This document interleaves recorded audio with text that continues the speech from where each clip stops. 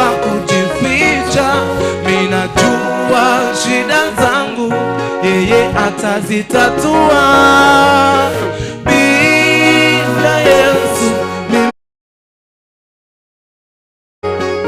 bila Yesu, yeye halingia.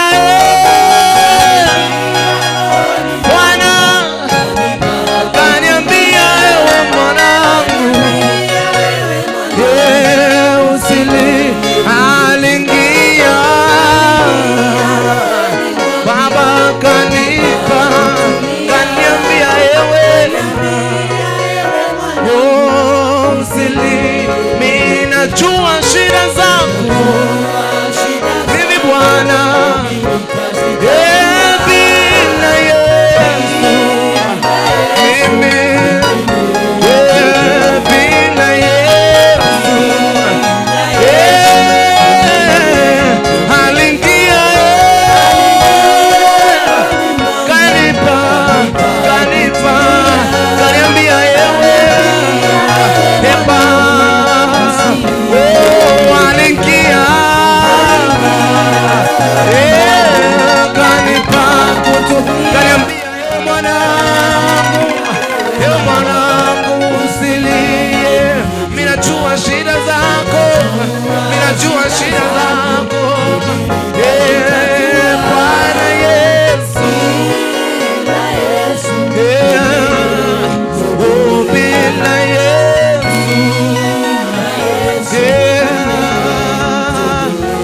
ndani ya Kristo minaweka. Sijui bila wewe mwamba wangu. Ndani ya Kristo minaweka. Sijui bila wewe mwamba wangu.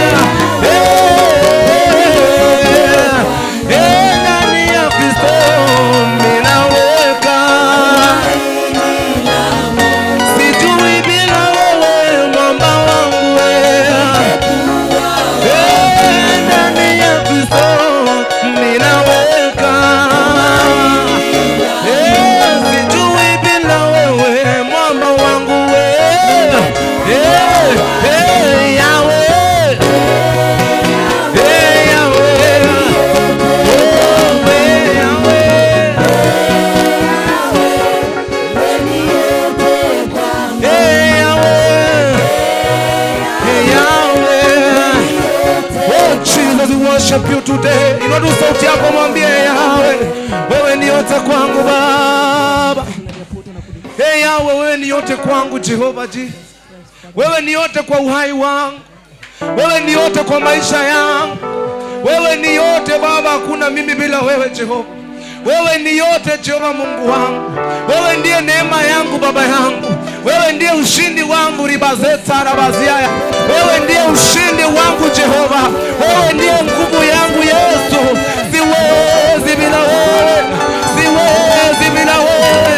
Baba, wewe ni yote kwangu. Yesu, wewe ni yote kwangu. Wewe ndiye maisha yangu. Wewe ndiye uhai wangu Baba. Yesu, mimi ni nini bila wewe Yesu? Mimi ni nini bila wewe? Oh Jesus. Baba, umenipa wimbo mpya nikusifu. Oh Jesus. Mwambie tu wewe ni yote kwangu Jehova. Wewe ni yote kwangu Baba yangu. Wewe ni yote kwangu Jehova. Ningekuwa wapi kama sio wewe kunipenda? Ningekuwa wapi kama sio wewe kunipa neema hii Jehova Mungu wangu? Ningekuwa wapi kama sio wewe kunionekania zata yanda rebasai? Oh Jesus, umeweka umeweka wimbo kinywani mwangu, Yesu niimbe sifa zako. Uliniumba Bwana nikuabudu, na kuabudu, na kuabudu, na kuabudu, na kuabudu. Umeweka wimbo kinywani mwangu, Bwana niimbe sifa zako. Uliniumba ili nikuabudu, na kuabudu, na kuabudu, na kuabudu, na kuabudu, na kuabudu wewe Baba yangu, na kuabudu wewe Muumba wangu, na kuabudu wewe Baba yangu, na kuabudu wewe Muumba wangu. Umeweka wimbo kinywani mwangu, Yesu niimbe sifa zako. Uliniumba ili nikuabudu, na kuabudu, na kuabudu,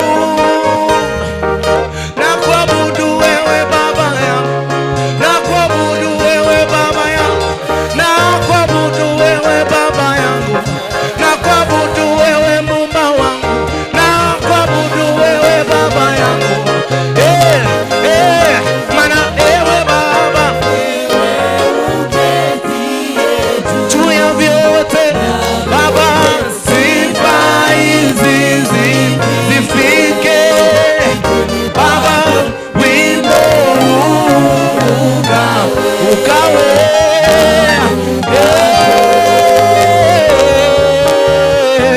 mana ewe juu ya vyote Baba, sifa hizi zote zifike Yesu kitini pa wimbo ukawe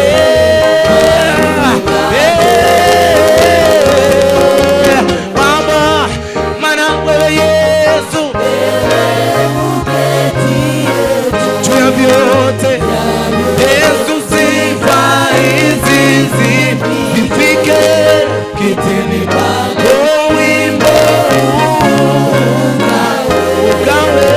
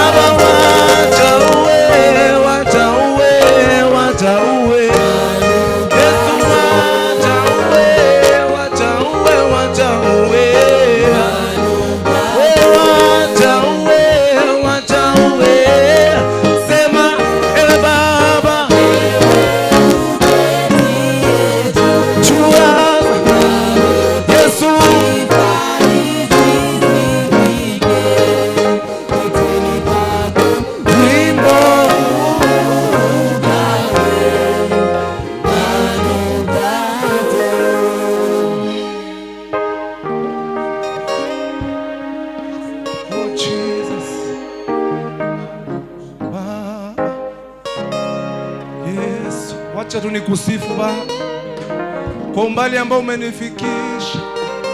Wacha tu nikuabudu Yesu. Siwezi nikakulipa Baba yangu kwa wema na siwezi nikakulipa kwa wema wako Yesu. Siwezi nikakulipa kwa utukufu wako Baba. neema tu yako Yesu iliyonifunika, ni ukutu wako Yesu ulionifunika Baba. Usiku wa leo ninaomba ukonekane Jehova Mungu wangu. Usiku wa leo ninaomba Baba uonekane Jehova. Usiku wa leo ninataka Baba kuonekana kwako Jehova mahali hapa. Yesu ninataka nikuone mimi maishani mwangu Baba yangu.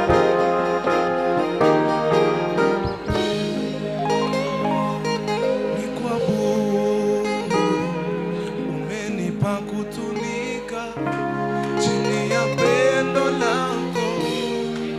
Mamlaka na nguvu ninazo. Oh Jesus.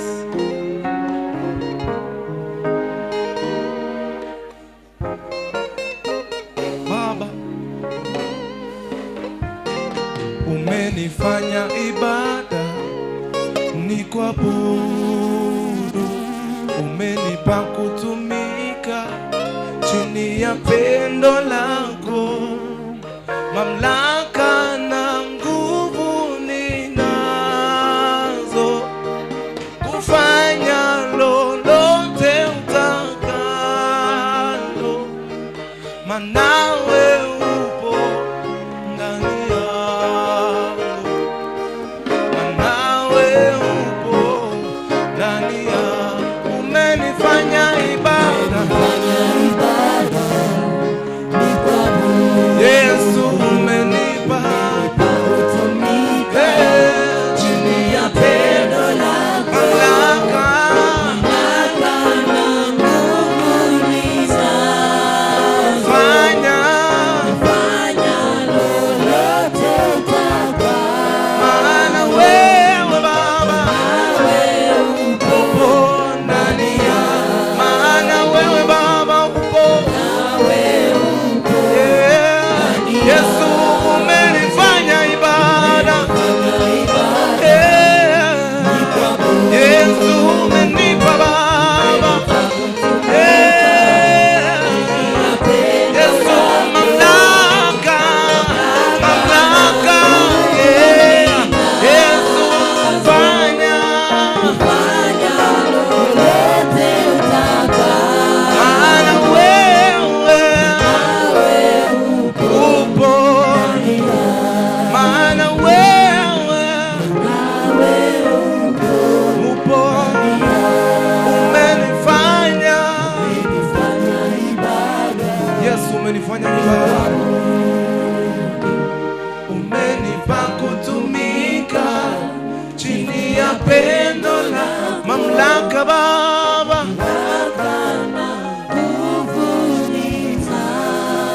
Kufanya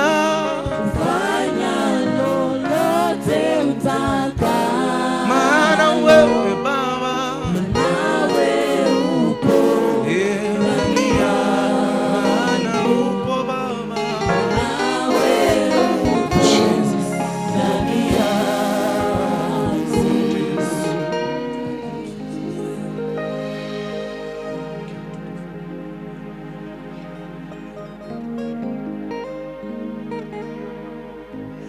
We worship you, Lord.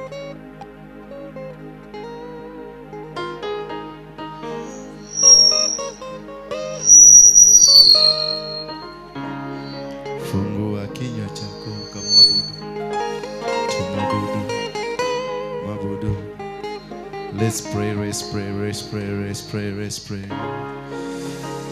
Open your lips. Open your lips.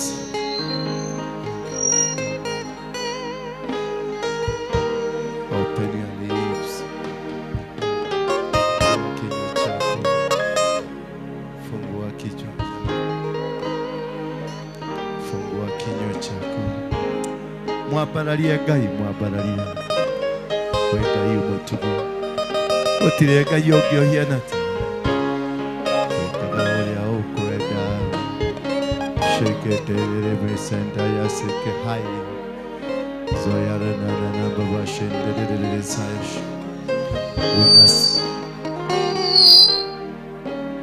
Unatukuka Baba. Unatukuka Baba. Gotirega yoge. Hakuna Mungu mwingine tengeneza hiyo hai. You balance it. We worship you. Thank you, King of Glory. Volume. Thank you, King of Glory. Tunakuabudu. Ore muthamaki. Gutire muthamaki ũngĩ ũhiana tawe. Gutire kĩndũ kĩngĩigananio nawe Baba. We niwe muthamaki wa athamaki. We niwe mũhotani wa ahotani.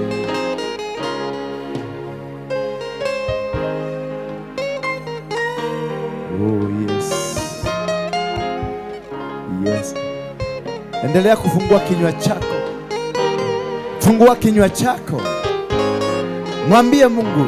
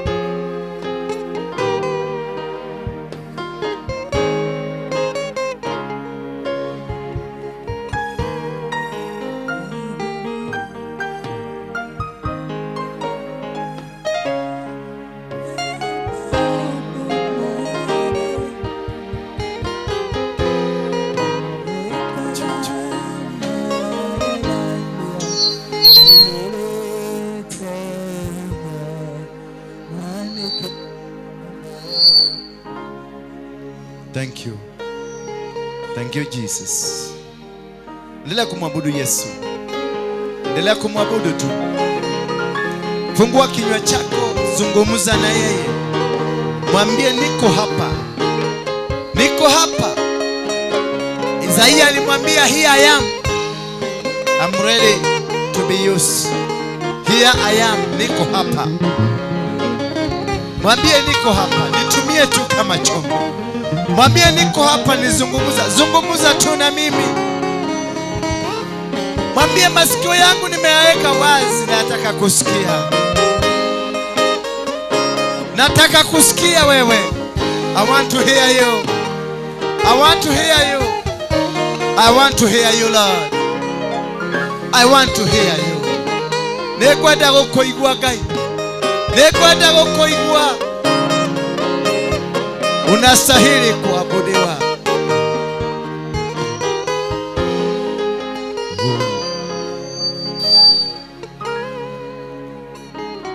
Negovatie Baba. Nekyo ndego kuhwaini uyu. I need you, God. I need you more than ever. More than yesterday, Father. I need you. I need you, God. You are holy. You are holy. You are holy. Give me high. You are holy. You are holy. Ole muthingu Ngai. Gutire Ngai ungi uhiana tawe. We nowe Ngai. Chiapo. We nowe Ngai. You are the Lord. You are the King of Kings. You are the King of holiness. Wewe ni Jehovah. Wewe ni Yahweh. You are Yahweh. You are Yahweh. Only you the Master. I worship you. I give you. I adore you, God. I give you honor. None but you. Only you to be worshipped. Only you to be worshipped. Twakuabudu. Yarabo shendelele.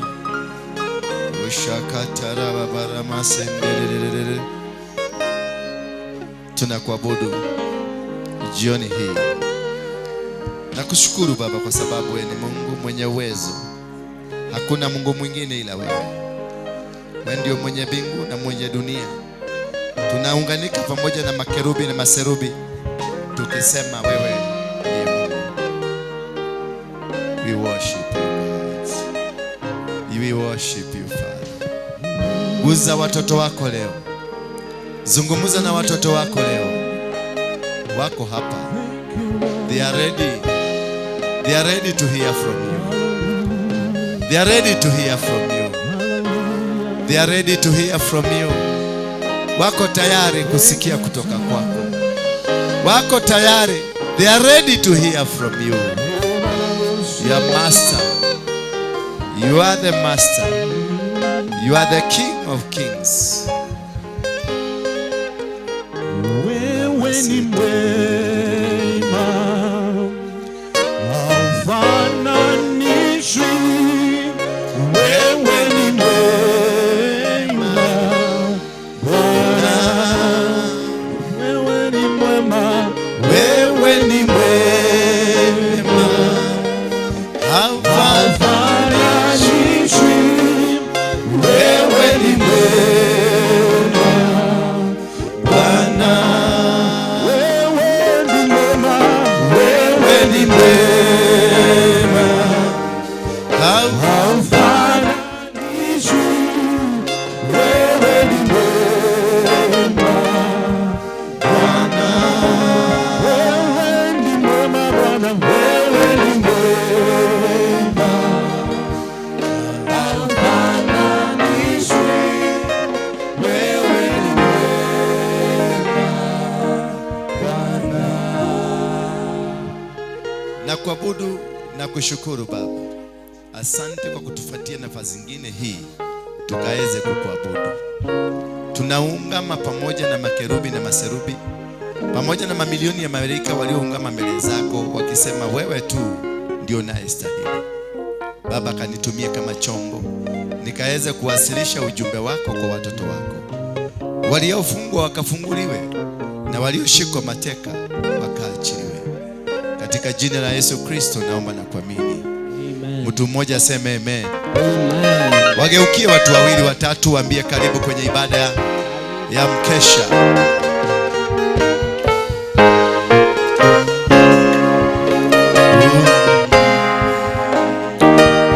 Wakumbatie tu, mkumbatie. Usikae kama mchawi. Salimia watu wawili watatu, waambie here I am, the daughter of the Zion. Mwambie here I am, the son of the kingdom. Mwambie here I am, the daughter of the kingdom. Mwambie nimekuja kuabudu Mungu. Mwambie nimekuja hapa kwa sababu niko kwa Baba. Mwambie de kwa Baba, mwele de kwa Baba. I'm in my Father's house. I came to worship. Tell him I came to worship. Open your lips and tell them I came to worship. Doka kwa balali ya gai wako. Thank you. Thank you. Thank you. God bless you. You help me. Help me with the background. Yes. Thank you very much. You may be seated. If there is any seat in front of you, make sure it is occupied. Otherwise, me, I will just throw you out because I don't want the discipline. In God's kingdom, discipline is priority. Senior, God has kept us to be the children that observed his discipline. Thank you very much. Thank you. Praise and worship. I can see we are going somewhere. Thank you, my brothers and sisters. The fire is strong. Hallelujah. Simuapigieni makofi. Praise and worship. Before the end of this year, mutaona fireworks. Hallelujah. Hallelujah. Niliwaambia vindu vimechange. Si ndio? I told you vindu vichenjanga. Unajua hiyo ni kusema nini? Mambo yanaenda kichange. God is building this house does not belong to anybody. Hallelujah. It does not belong to Waruinge. Hakuna kanisa ka Waruinge. There is now. This is God's house. Ni nyumba ya Agai. Na kainua wewe akagira mifago. Yeye ndio peke yake upanga. Na akipanga uwezi kupangua. Things will just be coming. Unajaribu kuzuia tu, unajaribu. Hiyo kimawe ni kikubwa, kinaendelea kuroll tu. Venye unajiria kukisukuma kinakuja mpaka kinakulalia, kinapita, kinakulinganisha na sakafu, unakaa kama sakafu na unasaulika. Hallelujah. Usiwahi kucheza na kazi ya Mungu ikifanya kazi. When God is at work, don't joke. Things will just happen to you. You cannot imagine. You don't know what is happening. Things just happen. Haleluya. Bwana Yesu asifiwe sana. Mwambie mwenzako huu ni usiku wa kufunguliwa. It is the beginning. Tunaanza beginning of the leo tarehe ngapi? Ni moja ndio nimeshika microphone kabla tujafika tarehe 2. Because nataka nikae kwenye tarehe 1 na nihubiri kwenye tarehe 1 kwa sababu nataka kuwatangazia kutoka leo mpaka 31st tunaingia msururu wa maombi. Haleluya. Tunaingia kwenye msururu wa nini? Wa maombi non-stop from today first to 31st. Then we shall usher in a year mwaka ambao utashangaza kila mtu kwenye huduma hii. Haleluya. So makuo maria manyu mwehumbe riu, makuo maria manyu mwehumbe maria matumaga andu maigue yak maitu gikuo kiria giaku gitumaga andu maigue yak kiharukie riu ranyita no tumithirie ke eko demeitereria maguta tha ici dio kamerehe sade ugoka nayo sade demeitereria maguta nigetha mamenye no ehumba riu uniform ya matuine baba naigua kuma umothe nginya 31st ni mahoya non stop. Vijana tumesikia kutoka leo mpaka 31st ni maombi non stop. We are going to usher this year, the coming year, by capturing the nation Kenya. Bwana asifiwe sana. And from that day kuenda mbele it will be a different game. Bwana Yesu asifiwe sana. A complete different game. Wale amjui kufast, ole wangu kiroli kitakuacha. Wale amjui kuomba lazima msukume muombe, ole wangu. Things vindu vya change. Vindu vimechange. Watu wa kitchen huko, kitchen sasa non stop imefungwa. Haleluya. Sasa ni kuomba. Ndio komereria ndio ngaragu ndio ko kwa gakuria. Yes. For 30 days. Tunaenda fasting ya 30 days. Bwana Yesu asifiwe sana. Haleluya. Lakini ni kwa wale wanataka. Wale ambao ni watoto wa nyumba gani? Watavumilia, tutavumilia pamoja. Lakini kama ni mtu wa mpita njia atasema nini gothia na kudigokete kuhinga. Digokete maoya mamuthe gokete kuoya mujiza. Ule kijue hoya gai. Bwana asifiwe. Haleluya. So leo nataka kuna msururu wa simeona nimetayarisha mafundisho yangu. Ni mafundisho mrefu sana. Na kichwa cha mafundisho haya iwe ni Sunday, iwe ni Monday, iwe ni Tuesday, itakuwa altars that speaketh. Hallelujah. Madhabahu yanayoongea. Altars that speaketh. Madhabahu yazungumzayo. Hicho ndio kwa kichwa the whole month. Evening service kutoka Monday, kutoka Tuesday, Wednesday, Thursday, Friday, Saturday tutakuwa na ibada ya mchana. Saturday tutakuwa na ibada ya mchana. Ni kuasha kuprepare for the greatness of God. Hallelujah. Ni kuprepare what?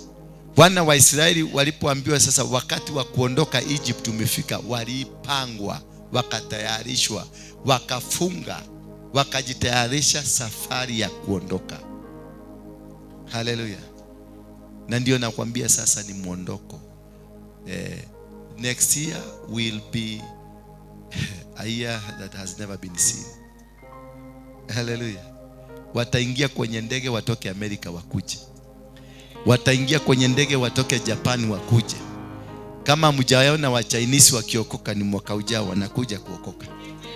Kama mjaona wa Hindi wakiokoka mwaka ujao wanaokoka. Kama Hamtaona mkifurushwa nje nyinyi wazaliwa. Nyinyi wazaliwa. Kama hamjaona mkirushwa pale nje kwa sababu ya kuzuia watu wasiingie, it is coming. Utanyanyuliwa juu na rushwa kwa dirisha kwa sababu kuna mtu mwingine anataka kuingia na wewe ulifanyika mzaliwa na ulizoea.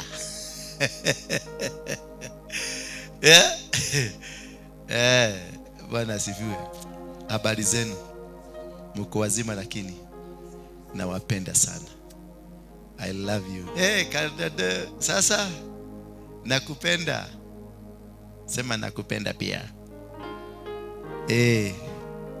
Bwana asifiwe. Nashukuru sana kuwaona. Roda huko. Finally. Hata Doni yako pale hajaamini umefika.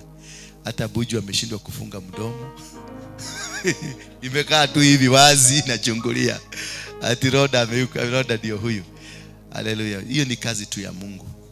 Na ni mambo ambayo tumekuwa nayo. Changamoto za mwaka huu zimekuwa nyingi kibao, lakini tumetoboa. Kama tumetoboa huu mwaka, hata miaka nyingine yote tutatoboa. Bwana Yesu asifiwe sana. Na ni mwaka ambao nimeona Mungu kwa ukubwa. Nimeona Mungu kwa ukubwa na kwa uzito. Na aliniambia, maana amenipatia ripoti nyingi, tutamuona zaidi. Lakini ameniambia tufunge mwezi mzima. Mfungo utajipanga tu, sio ile unaweza penda kwenda dry, unaweza penda kwenda passion, unaweza penda kwenda inaitwa nani ya Esther, unaweza penda kwenda ya Danieli, unaweza penda kwenda ya nani mwingine, nyingine inaitwa ya nani, ya nani, ya Musa na ya Johana. Unakula tutu matuda na asali. Bwana Yesu asifiwe sana. As long as ukue faithful. And by the end of 31st, tukienda first of the year, wale wote watakuwa waaminifu, kuna mambo Mungu atakutendea kiajabu. It is a year that faithfulness will count. The coming year is ni mwaka wa faithfulness. Mwaka ambao watu wote ambao walikaa kulingana na Mungu watabarikiwa na milango yao itabarikiwa. Tumeelewana hapo? Ni mwaka wa baraka, lakini ni kwa wale tu. All things work together for good. For who? For only those who love the Lord. Not for all. It is for only those that will love the Lord. Because God, Mungu ameinua kikosi kipya. Kulikuwa na revival ambayo ilikuja in the 70s ambayo ililetwa na kina Joe Kayo na kina Murima na kina nani mwingine, akina Kitonga na wengine, wale wazee wa kidini. Nani mwingine? Masinde ni watoto wa hiyo ya mazao hiyo. Akina Makarioki ni watoto. Kuna wale wazee akina nani, Joe Kayo, Murima, akina Kitonga,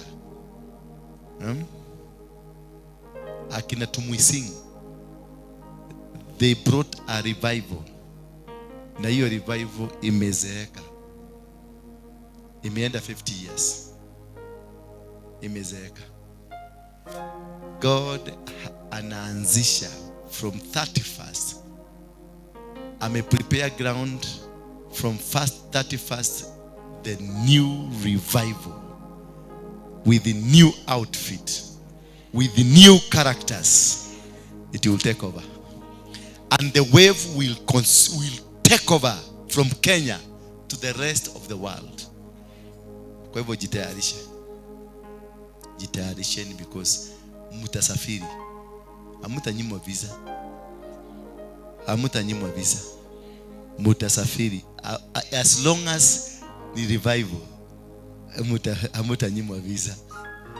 Lakini kama mnaenda kutafuta kazi Canada, milango hiyo imefungwa na Mungu ya kazi. Wale watu wamefunguliwa milango peke yao ni watu wa nini? Wa revival. Because the true Jesus, the true what? Will be unveiled. The real Jesus ambaye ako kwenye kitabu cha Isaiah, there will be born a son and his name will be called Emmanuel. That Emmanuel is going to be revealed. Hallelujah. And that Emmanuel will do miracles. That Emmanuel will change the world. That Emmanuel, nobody will be an obstruction to him. That Emmanuel will conquer the world. And the Illuminati and the Freemasons will be vanquished. And Kenya is the beginning of destroying all the structures. That is why people like us wametayarishwa ambao hawaogopi. Mnaendanga mnaambia huyo mtu wenu anaogeaga maneno kali kali, haogopi. Ati paka unasikiliza unasema huyo ngani yako nyito leo. Hallelujah. Nobody will dare touch you. We are fire. Sema I am fire. Mimi ni moto. Mwambie mimi ni moto. Hakuna mahali watakupeleka.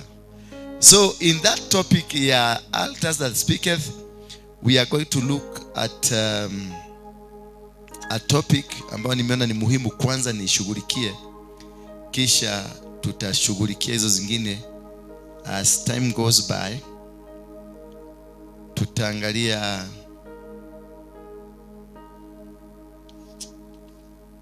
na ningependa tu munisikilize vizuri, muandike vizuri, because ni research nimefanya kubwa sana na sijaikamilisha, ninaendelea tu kufanya, lakini nimeanzisha kutoka nyuma kulingana na venye nilikuwa nimeandika, na kuna vitabu vinaandikwa, vinachapwa za mafundisho haya.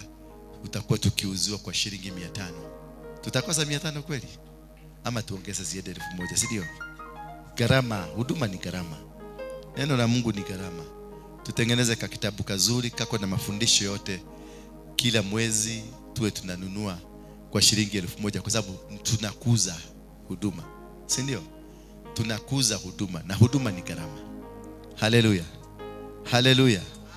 Na as we going by, nitaendelea kuwapatia neno la kinabii kuhusu Kenya, neno la kinabii kuhusu Afrika, neno la kinabii kuhusu Israeli, neno la kinabii kuhusu Russia na Amerika. Zote Mungu amenipatia, ameniambia venye kutaenda, na neno la kinabii kuhusu wewe mwenyewe, vile jinsi Mungu atakavyosimama na wewe. Kwa hivyo katika the altars that speaketh, we will be looking at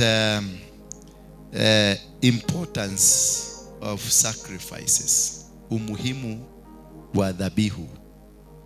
Sijui kama ndugu yangu English ni sawa na sisi zote. Shosho tewe shogithia ndiraria nawe kado itakuwa shosho ne mode jetirone kana sister yako Guka Gooks. Sasa mimi sikuwa ninajua ni mimi naitwa Guka. Sasa kana shinda Gooks. Mimi sishughuliki, nafanya vitu zangu mpaka akakuja kanicheka Gooks. Nikamusa kaangalia hapa. Sasa mama akaniambia si wewe unaitwa, kwani unaiginao mtoto? Kai nikajua kweli nimezeeka. Nimezeeka. Niko kwa kidogo tohora kidogo kada tutukani na githwairi. Gai. Watu shokia kwa leo. Wacha tuongeze Kiswahili basi. Bwana asifiwe. Kwa hivyo ndugu yangu nisaidie na Kiswahili. Kiswahili, weka Kiswahili kizuri, Kiswahili sanifu. Kiswahili si cha Waluya. Kiswahili cha Wadanisi na si cha Wakamba. Weka Kiswahili cha watu ambao wanajielewa. Umuhimu wa dhabihu ndio kichwa cha leo. Umuhimu wa dhabihu, lakini tutakuwa na topiki nyingi by the end of the year. Hizi 30 days ambazo tutakuwa nazo, Mungu atatujalia, tutazungumzia kuhusu madhabahu kwa wingi, maana hiyo ndio kitu kile kimetufunga sana, na hiyo ndio sasa itakuwa ni kama kianzilishi cha kazi kubwa ambayo Mungu ametuwekea. Kwa hivyo we are looking at the importance of the sacrifice. Kitu cha kwanza kabisa, sacrifice tunataka kusoma katika kitabu cha Mathayo 17:20 mpaka 22. Inasema hivi: Yesu akawaambia, kwa sababu ya upungufu wa imani yenu, kwa maana amin nawaambia, mkiwa na imani kiasi cha punje ya haradali, mtauambia mlima huu, ondoka hapa uende kule, nao utaondoka, wala halitakuwapo neno lisilowezekana kwenu.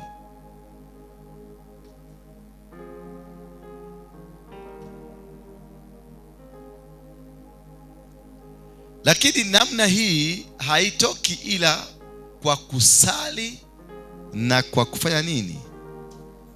Kwa hivyo maneno mengi ambayo yanafanyika, kuna mambo hayatafanyika kwenu mpaka mkasali na mkafunga. Haleluya. Tuendelee baba.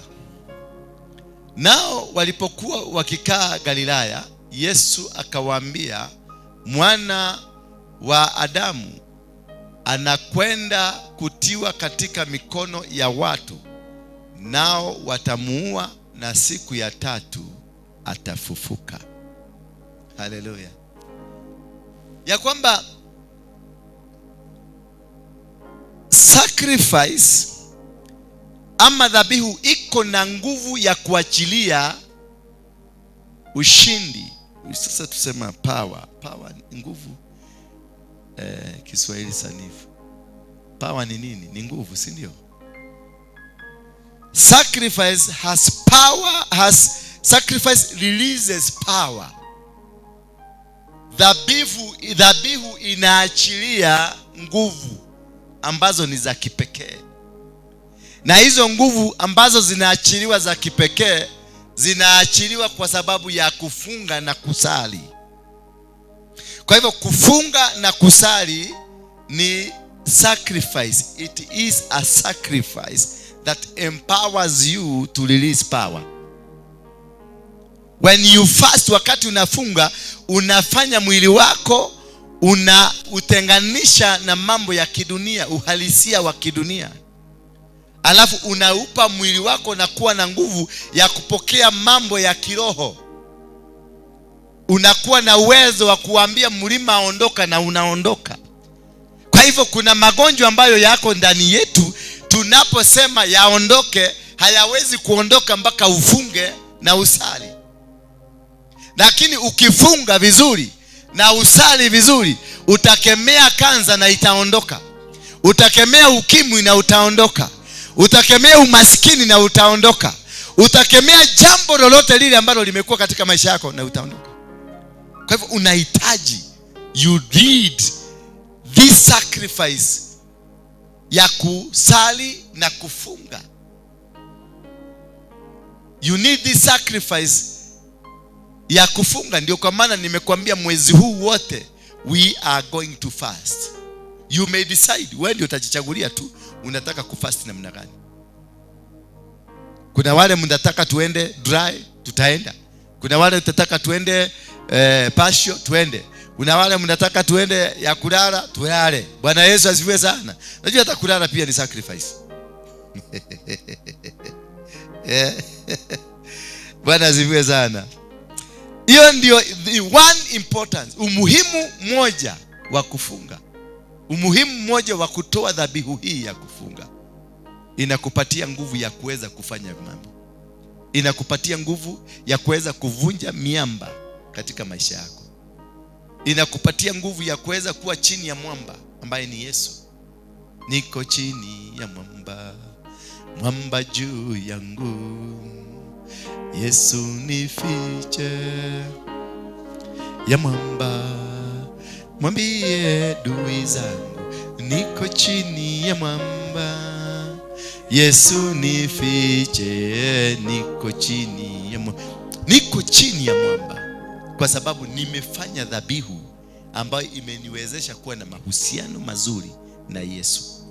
Akanificha kwenye mwamba, mwamba ambao maadui hawawezi kuniona.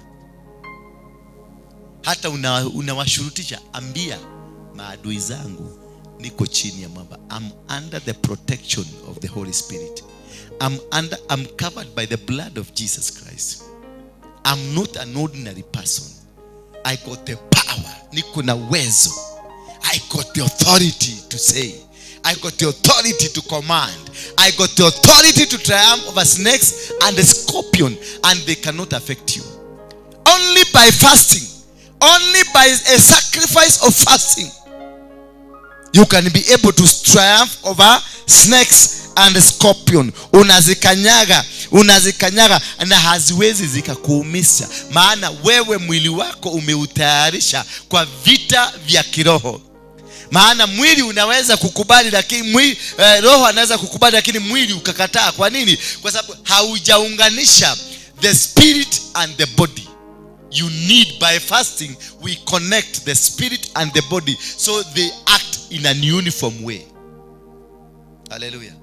That is when you will find utakuwa na heshima, utakuwa na busara ya kutoongea ama kufanya maneno ambayo, kusema maneno ambayo hayahusiki. Huwezi kupata nafasi ya masengenyo.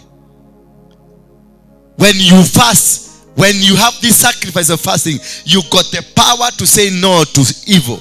You got the power to say no to sin. You got the power to say no to whatever that is around you that does not belong to God. Unapata nguvu because of you fasted.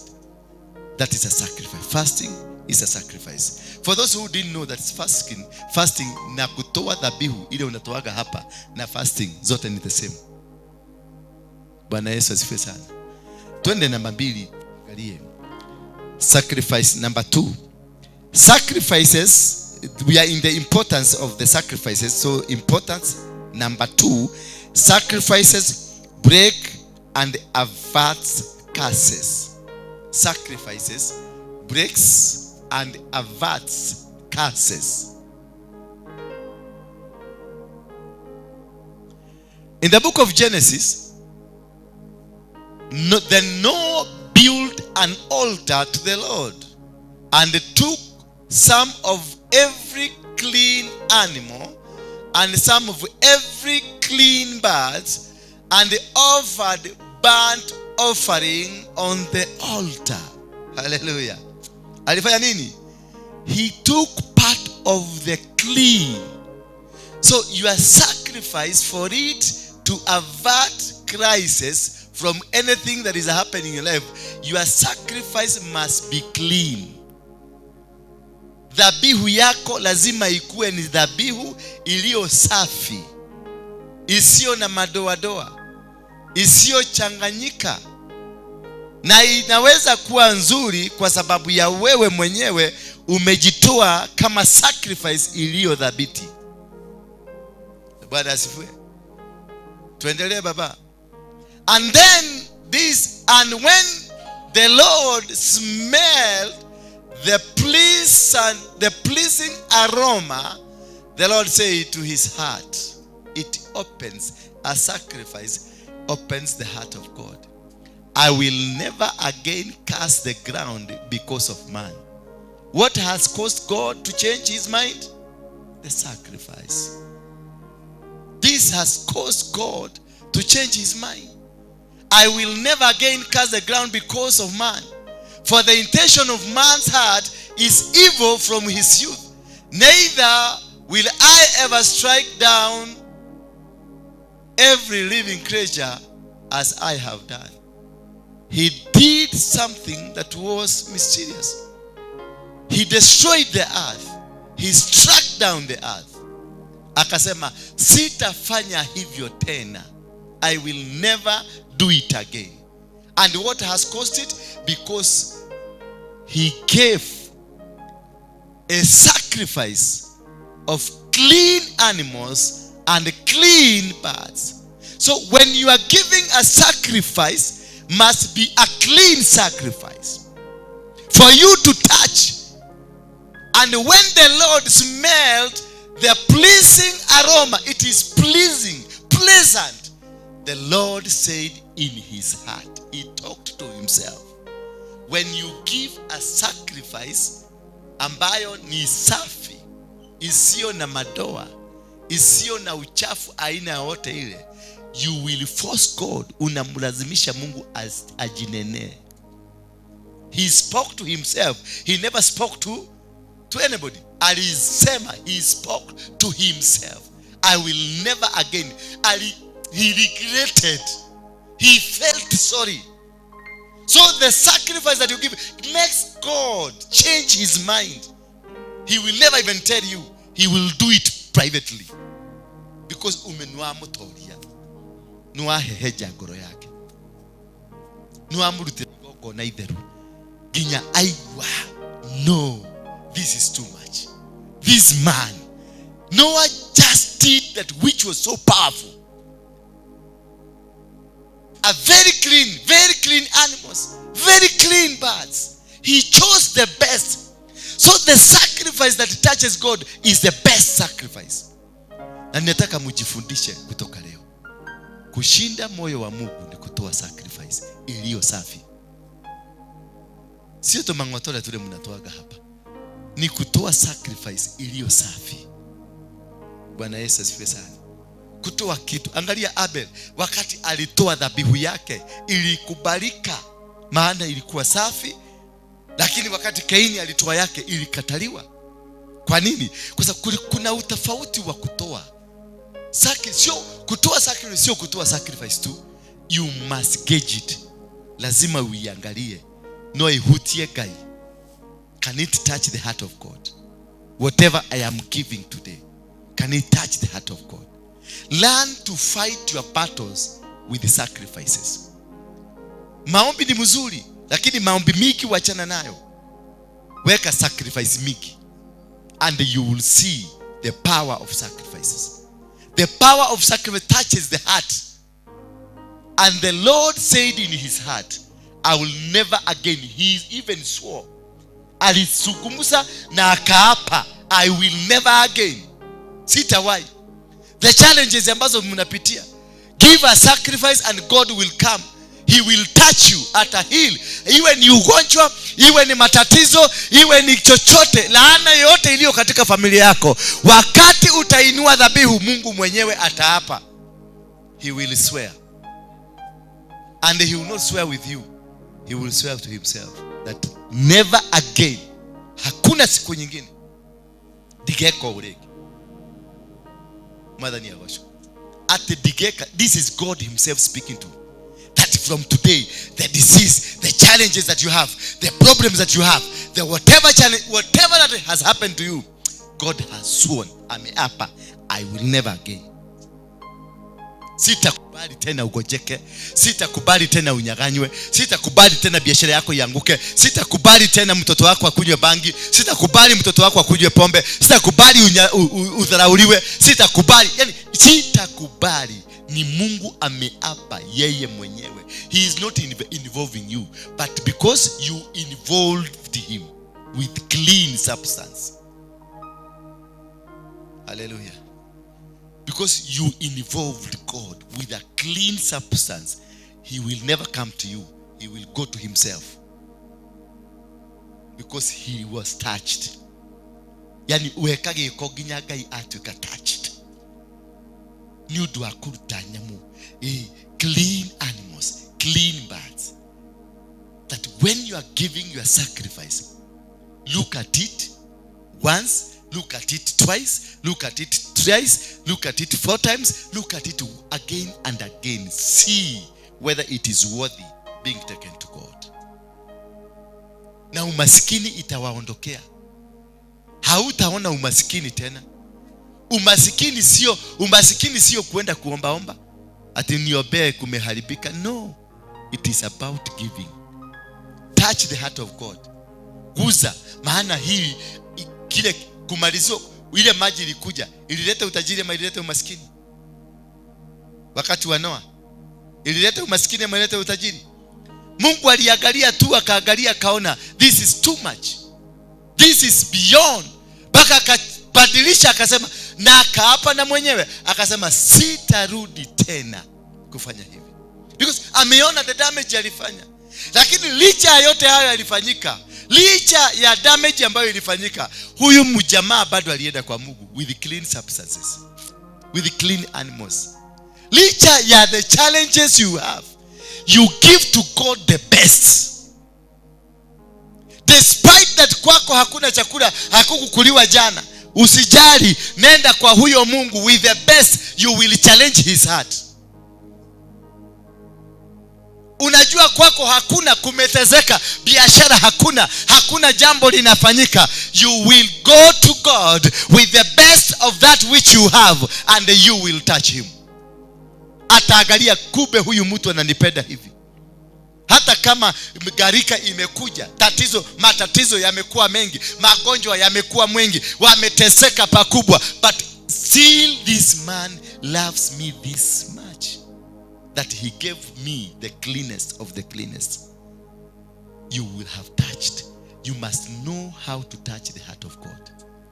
Daudi alikuwa mtu msinzi, mtu ambaye kwa dunia ya sasa hatungeweza kumkubali kanisa kama hii. Lakini God continued always saying, this is a man after my heart, because he knew how to touch God's heart. Alijua ni jinsi gani ya kumbembeleza Mungu mpaka akapembelezeka. Ni jinsi gani nitafanya mpaka huyu Mungu, hata kama amekasirika na mimi, hata kama anasikia ni kama hataki kuniona, lakini alikuwa anafanya kitu kinamguza Mungu. Sadaka yako inafaa kumguza moyo wa Mungu. Asije kwako, lakini aende kwake, aape bila wewe kujua. Never again. Sitawahi tena. Hallelujah. Never again I'll let my daughter suffer. Never again I'll let my son to suffer. Never again I'll let my church to suffer. When the church of God will unite, and it is a pleasant, yani kitu kinanuka mzuri, manukato mazuri. Sadaka yako lazima iwe ni manukato mazuri, kitu kizuri ambacho Mungu anakipenda, atasikia harufu yake kimpendeze. It is all about making God happy. Sacrifice, it is all about making God happy. It is not what, you see, we was asked by God, give me your son, the only son, the son you love. And he took him as he was about to slaughter. A sacrifice is a taste from God. It is a taste from God. He was just testing Abraham.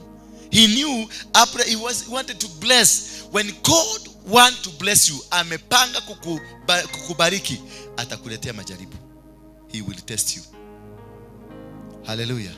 He will test you to see, I'm going to give you 10 billion so that you can help my people. He will test you with 1 million. Hallelujah. Atakurushia kamilioni ka upusi tu hapo, wakati uko na jaka kabisa. Alafu anakuambia, hiyo milioni nimesema upelekee watu wa Mkuru kwa Jega, wanunulie chakula wote. Na sasa hiyo rent, una barua ya rent. Na sasa hiyo watoto una barua ya shule. Na sasa hiyo una nini nyingine? Ujalipa maji na stima, hata stima imekatwa. Sasa hapo ndio unakalishaga Mungu na gushiria Mungu gashongwa, unamwambia ka hapa, si wote waona jua sijalipa nyumba, si wote waona jua sijafanya nini. Kumbuka Mungu alikuangalia, akakuangalia, akakurushia, na alikuwa anajua uko na hiyo shida zote. Lakini immediately baada ya kukurushia, akakwambia kuna watu Mkuru kwa Ruben ambao wako na njaa. Pelekea hiyo, enda kwa duka fulani ununue uga na sukari na nini. Sasa unafurutia Mungu kejongwa. Kumbe alikuwa na kutest. How can you withhold? Unawezaje kuzuia zile vitu amekupatia? Akikubariki uende ukasaidiwe watu, kwa sababu kuna watu hapa Mungu anaenda kubariki. Kuna watu hapa Mungu anaenda kufanya matajiri wakubwa. Kuna watu hapa wataenda kufanyika kama daraja ya kupitishua utajiri wa Mungu ukienda kwa maskini. Maana Mungu ameniambia anaenda kumaliza umasikini dunia hii. Bwana Yesu asifiwe sana. Na umasikini hautamalizwa na matigatiga, utamalizwa na nyinyi. Na kwa hivyo nyinyi mtarushiwa kabebe. Ukikula kabebe hako umalize. Alafu Mungu anakuambia, nilikwambia upelekee wale ukakataa. Angalia store. Hii pesa yote ilikuwa yako, lakini sio umeanguka mtihani. That is what he did to Abraham. He was making after Noah. Na watu ile mambo yote ilifanyika na maji kuua watu. Mungu alitaka kurudisha kizazi, lakini kizazi kile alikirudisha kupitia nani? Abraham. Na akakaa na Abraham kumunyima mtoto, akakaa na Abraham kumunyima mtoto mpaka bibi akamwambia ndogecirie kaire tukakatoka niko Ngai athondekete kakurehe mwana. They failed test 1. Hawakuvumilia vizuri. Wakati kama mtoto kalikuja, Mungu huyu akakuja kumwambia, give me your son, the only son, the son that you love. Nipatie mtoto huyo, yule mmoja. Na Mungu akakuja akamkumbusha nikalia kamwe. Ndio asikosee, asiseme si kusikia vizuri nikaenda nikachukua mtoto wa neighbor tobesha tolea ndira akona gari ile 10,000 na kila mtumio ucio rahituka hauja. Na sasa hiyo ilikuwa imepigia landlord ukogere pesa, alafu Mungu anakuambia unaona yule mama yule neighbor yule amuogeage na yeye mpelekea hiyo 10,000. That is what we call a true sacrifice.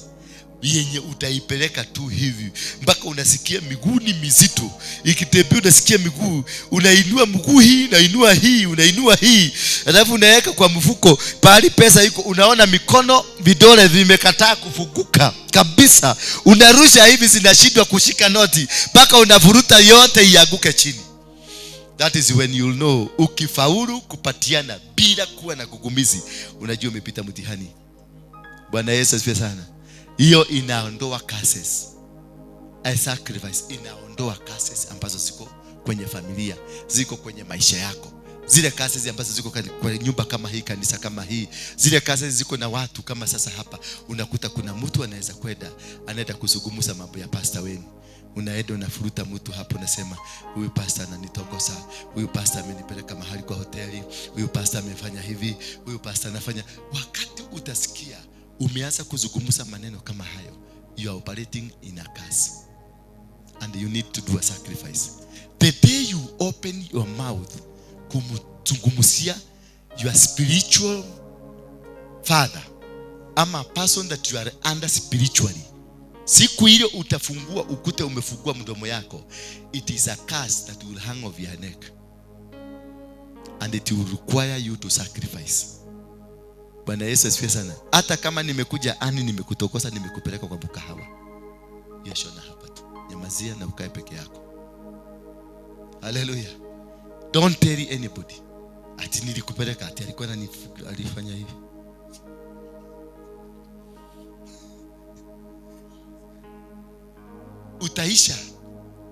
Utaishi kwa magonjwa, utaishi kwa umaskini forever until you are able to do a sacrifice.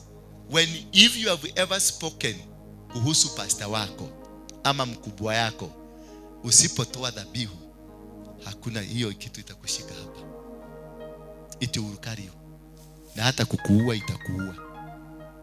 That is how bad it is. Sister ya Musa alifanyika nini? Walimsengenya. Wakauliza, kwani yeye tu Mungu anaedaga, yani ana oyo kwalia na Musa? No alilie na Musa. No alilie na Musa. Hizo dage hawezi kutupitishia, hawezi kutuambia. Wewe kwake tu ndio anaweza. What happened with that woman? Ni sister ya Musa, lakini alikufa. Alipatwa na mago. Never open your mouth against any man of God. Hata kama umemkuta akifanya, hata kama umemkuta mahali kwa kakona akifanya, fuka mdomo, uende ukiangalia kado, na usione, usisikie, na usiwahi kufungua mdomo yako. Hata kama nilikuja nikakutokosa, I am a human being. Hata kama nilikupeleka, kama sasa mimi sina mke, ninatafuta, na siwezi kwenda kutafuta kwa supermarket.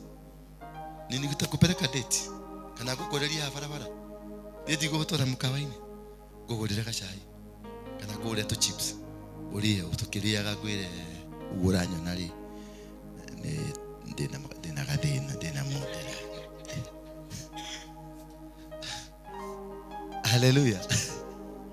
Bwana Yesu asifiwe sana. Sasa hiyo story nikikwambia upelekee huyu, hiyo ni laana. Bwana Yesu asifiwe sana.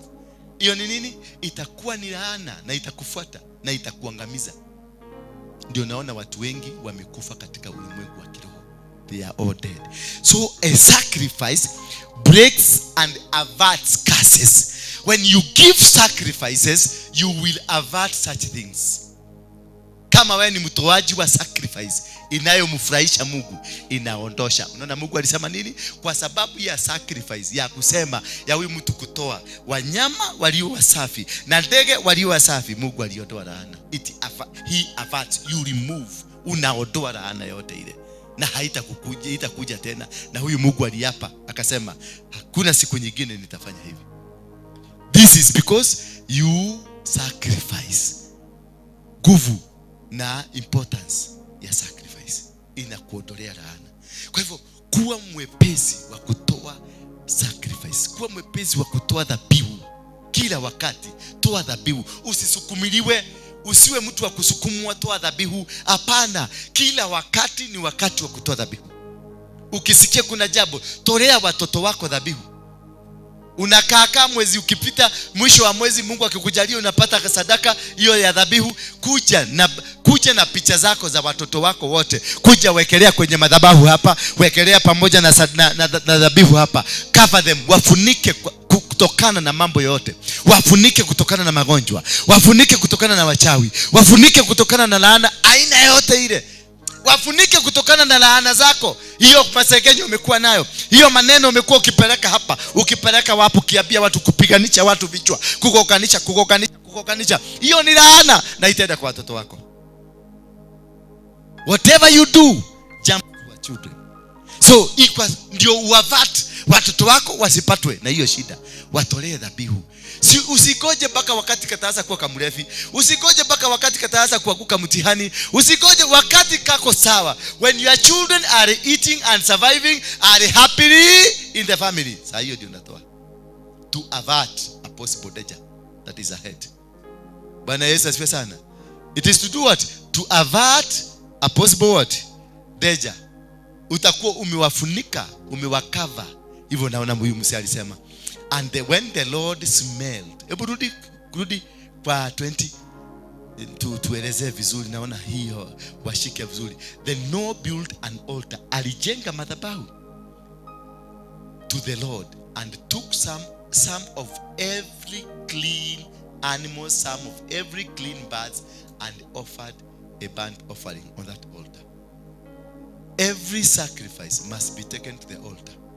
Unalete kwenye madhabahu and it must be clean. Na kutoka hiyo, the Noah built an altar. 21. And then he built an altar there. Na akatoa dhabihu. Kisha Mungu ikafungua. And when the Lord smelled, alikuwa peke yake, Noah alikuwa peke yake alipofanya ile. Lakini sasa once he did, wakati alitoa, Mungu na yeye akakuwa involved. So when you give a sacrifice, you involve God in your day-to-day life.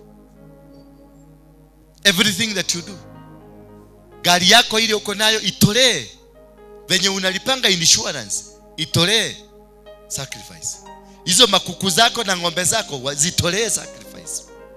Hizi nguo zako umevaa, zitolee sacrifice.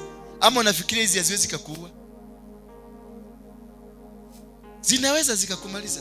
Hizi mabango zako zitolee, viatu zako zitolee. Chakula, friji yako, friji inaweza kutumika. Friji unaweka chakula inaoza, inakuwa ni aflatoxin ama ni nini? Inakuwa na hiyo kitu. Unaenda kukula unasikia food poison. Mara kidogo unasikia wewe ni msiba. Bwana Yesu asifiwe sana. Everything that you do. Hii ofisi yangu hapa ninaitoleanga dhabihu kwa sababu mnakuja kwa watu wengi. Kuna yule amekuja Tora de Handsome, kuna yule amekuja na Gedito, kuna yule amekuja kufuka kanisa, kuna yule amekuja kupiganisha, yule unapiga anataka kuwa kiongozi, kutoa yule mwingine kupiga. So they all come. Ndio unaonaga nimebeba tu bahasha kama 3 hapa, ninawekelea hapa ya kulinda ofisi yangu, ya kulinda kwangu kwa nyumba, ya kulinda kanisa. Na tena kuna wakati mwingine unaonaga nimetoa sadaka hapa mingi, natolea nyinyi yote because nyinyi ni watoto wangu. Kuna wakati naweza sikia kumekuja kinanuka, kuna kinanuka kitawaraba. Bwana Yesu asifiwe sana. Kitawaraba. Mimi naendaga tu natoa sadaka, natoa hapa ama napelekea baba yangu ya kiroho. Ndio namwambia hii ni ya kanisa yako. Watoto wako naona kama kitawaraba. Haleluya. Nilimwambia nani atafugwa miaka gapi? Makenzi. Wale mnakumbuka. Niliwaambia Makenzi atafugwa miaka gapi? Ni mkaa goshalia toro daki. Utithikageria kio. Niliwaambia atafugwa miaka gapi? Niliwaambia atafugwa mwaka moja. Amefugwa mwaka gapi? 1. Haleluya. Na mwaka moja atatoka na aendelee kuhubiri. Unaweza nafungua mdomo ya nini? Jaji mkuu, wewe ndio jaji mkuu. Akwagirwo kuhoma isha, wewe jaji. Wale wakiuraga. Nuonire akiuraga. Bwana Yesu asifiwe sana. That is the irony of things. Huyo ni mtu ambaye alitoa dhabihu ya binadamu. Utamshindaje? Utamshindaje? Hawezi. Ati muenda koti ambayo it is not spiritual, ni physical. Aliwaambia kitawaramba. Kita nini? Kitawaramba. Na ukumbuke amefugwa mwaka moja. Na watu wale wote wamefugwa mwaka moja. Disemba tarehe 12 wataachiliwa huru.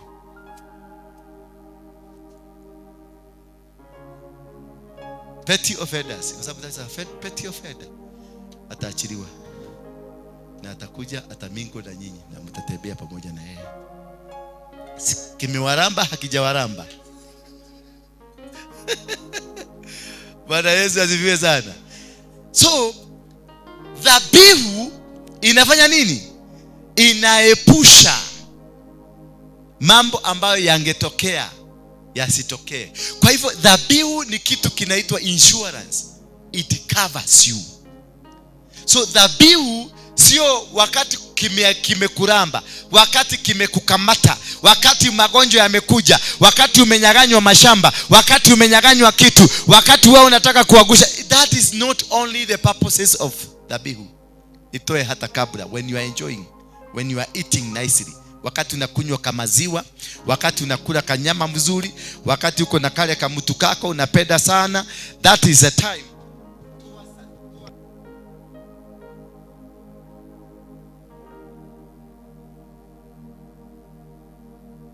Hata hii sijatolea dhabihu I think. Hii. Bwana Yesu asifiwe sana. Unatoa kabla. Yes. Ukikaa kidogo kale kamshahara kako, hata kale kamshahara kako napataka katolee dhabihu. Maana kuna mtu anapagaga venye utaotoka hiyo kazi. Itolee dhabihu. Kama umeona mwanaume mzuri atakuoa, mumeongea vizuri, mtolee dhabihu. Na si dhabihu ya kumkamata, usimtolee dhabihu ya kumkamata. Hapana, toa dhabihu uulize Mungu, huyu ni yeye ama si yeye? Weka karua. Usiwahi kufuga mwanaume ama kufuga mwanamke. Don't. Utalose. You will never get. Lakini inua tu dhabihu. Uliza Mungu kama ni yeye. Mungu akikwambia ni yeye, weka dhabihu nyingine. Muulize kama ni wewe, sema ni wewe. Atasema ni mimi. Weka dhabihu nyingine, muulize mara ya 3, sema kama ni wewe. Atasema ni mimi, basi endelea na safari. Hata wachana na yeye, enda Mombasa ukakae, atakukuta Mombasa. Ataletwa mpaka Mombasa. Utamkuta kwa beach akiogelea. Modo na mnaendelea. Lakini usiende, usifanye dhabihu ya kufuga mtu. Ukifuga mtu kitakufunga. Hiyo dhabihu itakugeuka.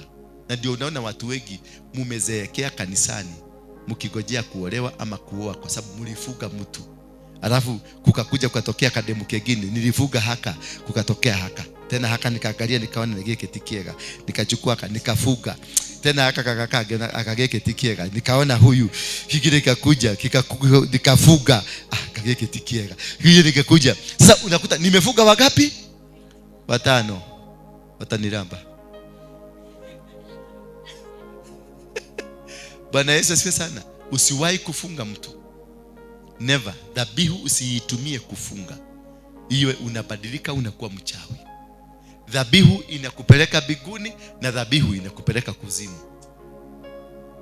Hapa nyinyi mnakuaga wengi hapa kanisani ni watu wa kuzimu, si watu wa mbinguni. Wengi ambao mko kanisani ni watu wa kuzimu, kwa sababu maombi yao, ninaomba Baba katika jina la Yesu Kristo, ninafunga hiyo biashara, ninafunga hiyo kazi. Angalia alikuja kufungua karibu na mimi, atataka kuninyang'anya makastoma, ninafunga yeye. Wewe ni mchawi. Wewe ni nini?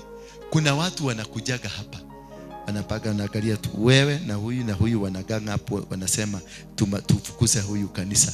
Mnaenda mnashikana, mnaomba maombi, mnaomba Muhammad, tunakuhoma. Wanakuhamisha. Wanafanya nini?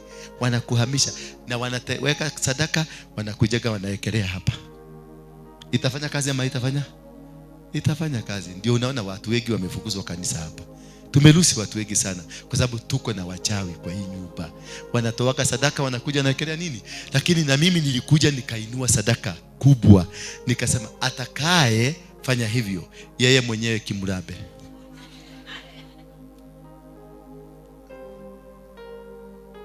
Bwana Yesu asifiwe sana. Na nikawanyamazisha.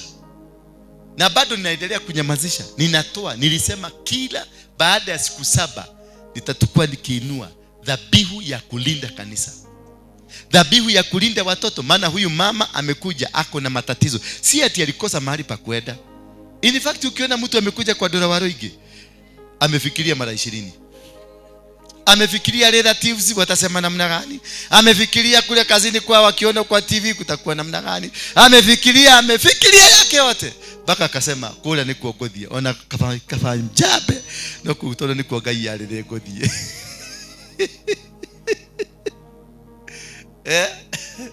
Bwana asifiwe sana. Alafu huyo mtu amekuja, nikampatia hii bega, akalalia na akamwaga machozi yake hapo. Kisha wewe unakuja unamshika, unarusha pale nje. Oh my goodness. Huyo ni mchawi. Sema ni mchawi. Na kitamuramba. Number 3. It brings one into a covenant. Dhabihu inakulete kwenye maagano. It brings one into the covenant. Kitabu cha Psalms 50 verse 5. Gather to me my faithful ones, who made a covenant with me by a sacrifice. Hallelujah. Gather to me my faithful. You must be a faithful. Mtu mwaminifu. Kujeni, ndivyo Mungu anasema. Kujeni, gather to me. Njooni karibu na mimi, nyinyi waaminifu. Kwa sababu ulifanya maagano kupitia kwa nini? Kwa dhabihu. Dhabihu inafanya covenant, maagano. Wanapokuja hapa, toa dhabihu yako ya maagano. Tumesoma dhabihu ya kwanza ni dhabihu ya kuitisha nguvu. Dhabihu ya pili ni ya kuepusha curses. Dhabihu ya tatu ni ya covenant. Come with a sacrifice of covenant. Wekelea tu hapa. Kwa hivyo lazima uangalie. Unataka kuavert curses, unataka kujiondolea kitu possible curse ambayo inaweza kuja, possible accident, possible confusion, possible theft, so possible what? Hiyo ni sadaka. Ni dhabihu. Namba 2. Ya kwanza ni kutafuta power ya kuhamisha mlima. Na hiyo watu wengi walokole wa kanisa wanaijua hiyo. Ndio naona wanakuja natoa hapa, nasema huyu mama lazima aondoke. Huyu mama anaweza kuwa tisho, anaweza kuchukua apostle wetu. Na sisi ndio tumetoka kwa line, sisi ndio tulianza kuweka line kitabu. Sasa nasikia mama, kuna sasa Asha wetu mmoja hapa amenipigia simu, nimeshangaa sana. Niasha nampenda sana. I love that lady. Aliambia aliweka haramu. Unataka mniambie hiyo ni kitu gani? Aliweka haramu ndio aamuke mapema saa 11 jitayarisha akuje. Akaamuka saa 9 akaomba. Baada ya kuamka saa 9 kuomba, akienda kulala akatoa haramu. Alijisikia saa 4 ya mchana.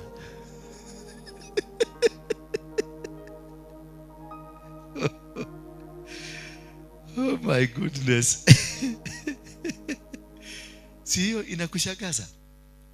Hiyo ni mpya. Hiyo hata nimefikiria, nimempigia simu tukaongea naye nikamwambia kuja Saturday kwanza. Asubuhi na mapema unione kwanza. Kwa sababu hiyo ni kuodolewa, unaodolewa. Bwana Yesu asifiwe sana. Hiyo ni nini? Ni kuodolewa, unaodolewa. Na nani namuodoa? Ni wachawi kule nje. Hapa tu. Sasa hii mwaka hii tutafuka hii that day ni ya kung'oa wachawi wote kutoka kwa hii nyumba. Bwana Yesu asifiwe sana. Ni ya kung'oa mchawi yoyote kwa hii nyumba, lazima aondoke. Lazima aondoke sasa. Hii nyumba itakaa clean. Umesikia amesema, gather to me my faithful one. Walio wasafi, walio watakatifu, walio wazuri. Gather to me, kujeni nyinyi wasafi. Kwa sababu tuko na maagano na nyinyi. You have made a covenant to inakirekaniro na inywe athingu. Hallelujah. Uguo no nginya korwo ri muthingu nigetha tugie kirekaniro na Ngai, nigetha twite kiungano-ini giake. Hallelujah. Bwana Yesu asifiwe sana. Hallelujah. And number 4, sacrifice pulls God presence. Kuna sacrifice ya kuvuruta Mungu akuje karibu na wewe. Munaendelea kushika sacrifice 1 hiyo wote ziko na majina tofauti. A sacrifice that pulls. Leviticus 1 verse 1. The Lord called Moses and spoke to him from the tent of the meeting, saying, speak to the people of Israel and say to them, when any one of you brings an offering to the Lord, you shall bring your offering of livestock from the herd or from the flock. If his offering is a burnt offering from the herd, he shall offer a male without blemish. He shall bring it to the entrance of the tent of the meeting, that he may be accepted before God. Offering inaleta acceptance, inaleta wewe kukubalika. Unapoingia kwenye ile nyumba, shika an offering ya kuitisha kukubalika machoni mwa Mungu. Ndio uache kubulldoze maneno. Ndio uache kufanya maneno na kifua. Ndio uache kufanya maneno na kisomo chako. Ndio uache kufanya maneno na ka group kale kako nyuma yako. Kale kanakwambia enda sasa wewe ikia fanya hivi, wewe fanya hivi, tutatemu huyu apostle hivi, tutamgonya hivi, wewe tagulia pale ndio wewe ufanye hapa na hapa ndio sisi tutakuja. We don't do that. We let our offering, our sacrifices do for us. A sacrifice will open the door for you. A sacrifice will bring your God closer to you. If his offering is a burnt offering from the herd, he shall offer a male without blemish. He shall bring it to the entrance of the tent of the meeting, that he may be accepted before the Lord. Inalete the acceptance. A male offering, yani unalete sadaka iliyo na nguvu. A sacrifice that is without blemish. Kagodu gatale na kiroro, kagodu gatale koji watari yugo. Ndio unaonanga yule baba yetu akiroho atatukana watu na 500. Nauliza kama hii ni ya kupeleka kwa mganga. Hallelujah. So you must learn to give that which will make God happy. Na hii ndio inakufungulisha milango. This kind form of a sacrifice ndio inakufungulisha. It brings acceptance. Inafanya Mungu anakuja karibu na wewe. Unaenda kwa malango ya tent, malango ya kanisa, unainua dhabihu yako hapo. Na hiyo dhabihu inakupeleka karibu na Mungu. Na ikikupeleka karibu na Mungu, utatembea kwa nyota ya Mungu. Utatembelea kwa uwepo wa Mungu. Kila mahali unaenda, utatembelea kwa uwepo wa Mungu. Hakuna siku watakushinda. Maadui wako watakujaribu na watafaulu kwako. Utawashinda. Hata usigisi kama ile kuna yule mama ikikuja, utakuta anashindwa, maana kuna dhabihu alitoa na akainua. Hallelujah. Ukiona amelala ni kwa sababu hakuna dhabihu ya kumuitishia kibali cha kusikiliza neno kama hii. Hallelujah. Bwana Yesu asifiwe sana. To pull God, you must bring him closer to you. You must bring him closer. Number 5, it entitles one to a sworn oath of blessing. It entitles one to a sworn oath of blessing. Yani inakupatia kibali cha kiapo cha Mungu. Kiapo cha baraka. Genesis 22 verse 15. And the angel of the Lord called Abraham a second time from heaven. A second time.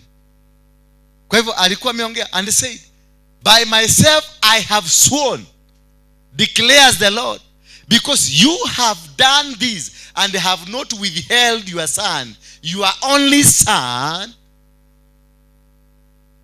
I will surely bless you. I will surely multiply your offspring as the stars of heaven, and of the sand that is on the seashore, and your offspring shall possess the gate of his enemies. Ni kiapo Mungu amefanya. Kwa sababu ya kutoa dhabihu hii, na mimi nimeapa ya kwamba nitasimama na wewe, nitakupigania, na hata maadui, vitu zote za maadui zako zitakuwa zako. Hallelujah. Bali ulekoraga ne morire unakuta vitu wameacha. Bwana Yesu asifiwe. Kwa hivyo it brings a voice of God. A sworn, anaapa. Sacrifice inaleta kiapo cha Mungu kwa maisha yako. Anaapa ya kwamba hautashindwa, na hata kizazi chako, sio wewe peke yako, hadi kizazi chako kitashinda maadui mahali popote wataenda. And that is why you see Israeli mahali popote wameenda wamepata kushinda, hawashindwi. Maana Mungu alifanya maagano, na alifanya maagano kwa sababu ya mtu mmoja anaitwa Abraham. One person. So maagano ambayo kuna sadaka ambayo unaitoa inasababisha Mungu afanya nini? Kwa hivyo itisha, uinue, upange, ukuwe na sadaka ya maagano yako na Mungu. Na hiyo ni sadaka ya Isaka. Hiyo si sadaka ya kwenda kupeleka pesa ya mganga. Ni sadaka ya nani? Ya Isaka, mtoto wako ule wedete, ule wa mumwe. Yes. Hiyo ndio inatafuta maagano. Hiyo ndio sadaka ya kutafuta nini? Maagano na kiapo cha Mungu cha kwamba I will, and your offspring shall all the nation of the earth be blessed because you have obeyed my voice. Your offspring. Yani vijukuu na vitukuu vyote vya Abrahamu, they are not blessed because of what they are doing. They are not blessed because they are good. They are not blessed because they are important ama wanaabudu Mungu sana. They are blessed because of a sworn oath between Abraham and God. Kile kitendo Abrahamu alifanya kimesababisha wana wa Israeli mpaka saa hii wanaheshimika na wanapigana na wanashida. So what you can do, there is a sacrifice that you can offer. Baka watoto wa watoto wa watoto wa watoto, endless, wote wakuwa kibarikiwa.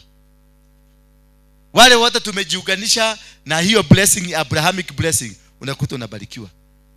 Sio kwa sababu ya bidii yako, sio kwa sababu yani mzuri. Ukishikana na mtu wa Israeli hivi, ushikane mwanze kufanya kazi hapa Kenya na yeye, utaona hiyo biashara inafaulu.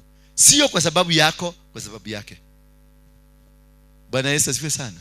Wale watu wote najua marafiki yangu walishikana ama alioa mwanamke kutoka huko Israeli, alibarikiwa. Angalia kama biwote alitajirika sana sana. Na watu wengi marafiki wangu najua wengi wametajirika because of marrying, kumkoa tu bibi ya Muisraeli, because of the Abrahamic blessing ambayo iko na kiapo cha Mungu. Wakati Mungu ameapa na wewe, because you have given us a sacrifice ambayo imemfanya Mungu akaapa, kwa sababu ya kile kitu umefanya hautawahi kushindwa, biashara yako haitaianguka, huduma yako haitaianguka, hakuna kitu chako kitaanguka. Hata watoto wa watoto wa watoto wa watoto wa watoto wa watoto wakuje. That ndio unaonanga kuna familia ambazo zinabarikiwa tu na unashindwa. Hawa watu wote ni walevi, ni watu wa machang'a, ni watu wasioeleka, yani ni mudo itadiaginya kanisa. Hawajui hata mlango ya kanisa. Lakini unaona wao ndio wananunua. Gari ikitokea mpya unakuta ni hiyo familia yako nayo. Ni kwa nini? Kuna kiapo na Mungu na wale wazazi wa zamani. Ndio wanakulia hiyo. Bwana Yesu asifiwe sana. Na pia utakuta kuna wengine shetani aliapa ya kwamba wataishi kwenye umasikini. Unakutaga umasikini, mnafanya bidii, you are very hard working, mmesoma, mko na madigrii, lakini umasikini inatembeaga kwenu. Ikikuja kiwasalimia, how are you, good morning, muradi ate, muraidi ate, nimweharĩrie tuthie thabarĩ.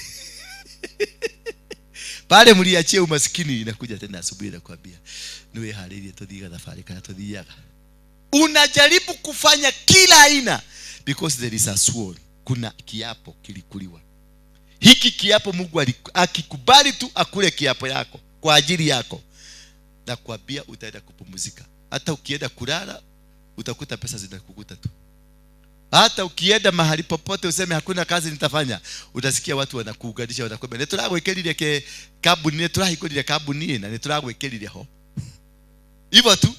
Ama nasikia wanasema tunataka ule mtoto wako akuje aongose akuwe kiongozi wetu. Kwa nini? Because there is a covenant, a sworn covenant.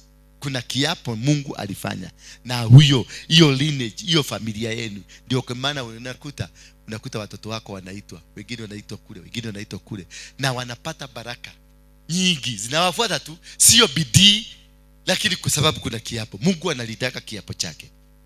Hallelujah. Number, sacrifice stops evil spell and evil voices.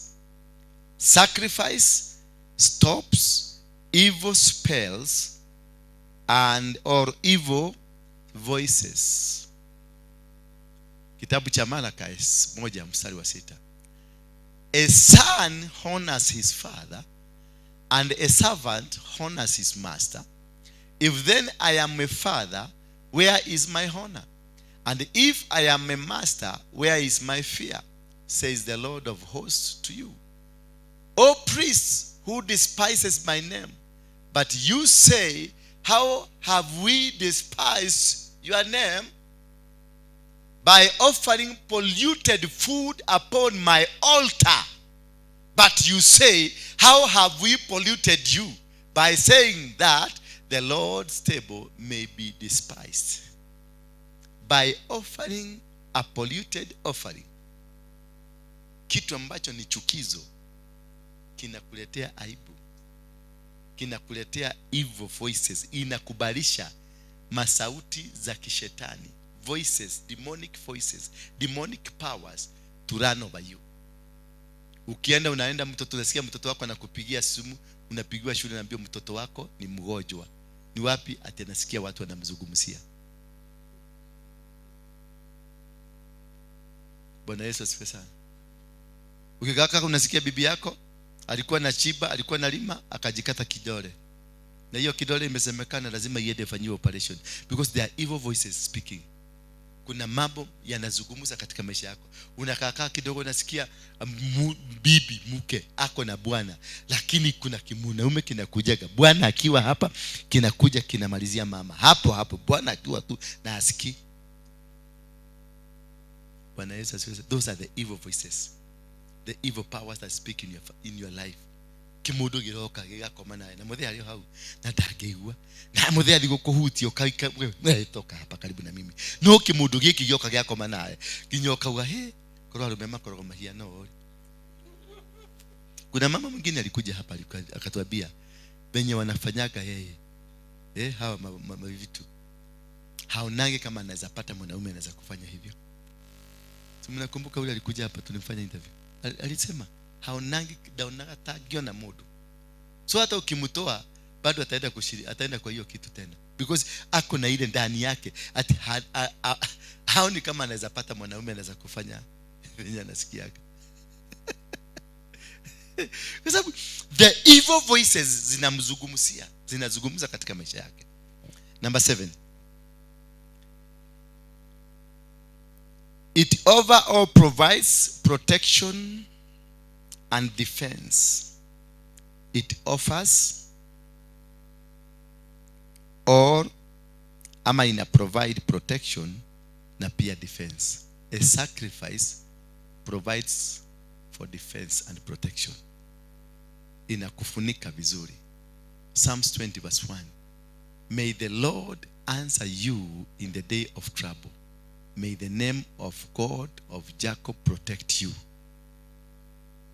May he send you help from the sanctuary and give you support from Zion.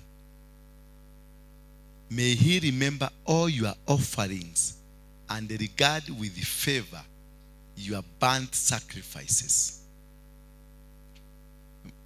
God is told to remember the sacrifices ambazo umezitoa, to give you protection, to give you provision of favor, to give you success, to give you openings, to give you blessings of what you are doing. You need this hand. And this is resulted by the sacrifice ulitoa.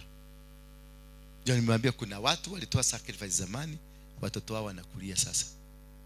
So what you do with your sacrifice will cause, hiyo ni sacrifice ya protection. Unaweza kutolea watoto wako na watoto wa watoto wako na wajukuu, unaweza kuwatolea sacrifice. Kuna huyu mama alikuwa anaitwa Lois. Ni mama yake Timothy, ni shosho yake Timothy. Akaambiwa, Timothy, you are what you are now because of your grandmother. Ile imani ilikuwa ya grandmother yako, na hiyo imani tuliiona na mama yako, na hiyo imani ndio tunakuona nayo. So that woman, the first woman, Lois, alitoa sacrifice ambayo imekubuka, imefanya lineage yote ikubukwe. Kwa hivyo kuna mambo ambayo yanafanyika katika maisha yako, na yamefanyika kwa sababu ya the lineage ya mambo ile ilifanywa na wazazi wako. Kuna watu wanateseka saa hii maana mama yako alikuwa mchawi. Kuna watu wanateseka saa hii kwa sababu baba yako alikuwa muuaji. Kuna watu wanateseka saa hii kwa sababu baba yako alikuwa mwizi.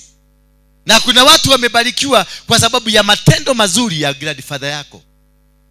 Kuna sadaka alitoa, kuna dhabihu aliinua, na hiyo dhabihu ndio mnakulia hata sasa. Bwana Yesu asifiwe sana. Uhuru alikuwa president sio kwa sababu tulimpenda sana, lakini kuna kitu alifanya kikamfurahisha Mungu. Baba yake si Uhuru. Uhuru was never a president.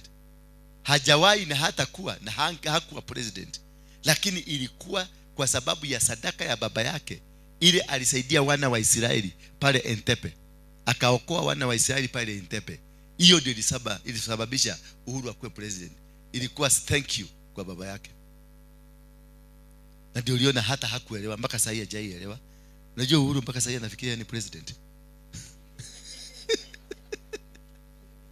Because hata kuingia kwake hakujua ameingia aje. Si uchawi ni maombi. Si uchawi ni maombi. Sasa mliomba lini? Akiwa mlevi. Number 8. Sacrifice provides divine secrets. Sacrifice it provide divine secrets. Sacrifice inaletenge secret, ina provide siri za kiungu. Job 29 verse 4 inasema, as I was in my prime when the friendship of God was upon my tent. As I was in my prime when the friendship with God was tent, when the Almighty was yet with me, when my children were all around me. What went wrong? When my steps were washed with butter, and the rock poured out for me streams of oil. When I went out to the gate of the city, when I prepared my seat the square, and The young men saw me and withdrew, and the edge rose and stood. The priests refrained from talking and laid their hands on their mouth.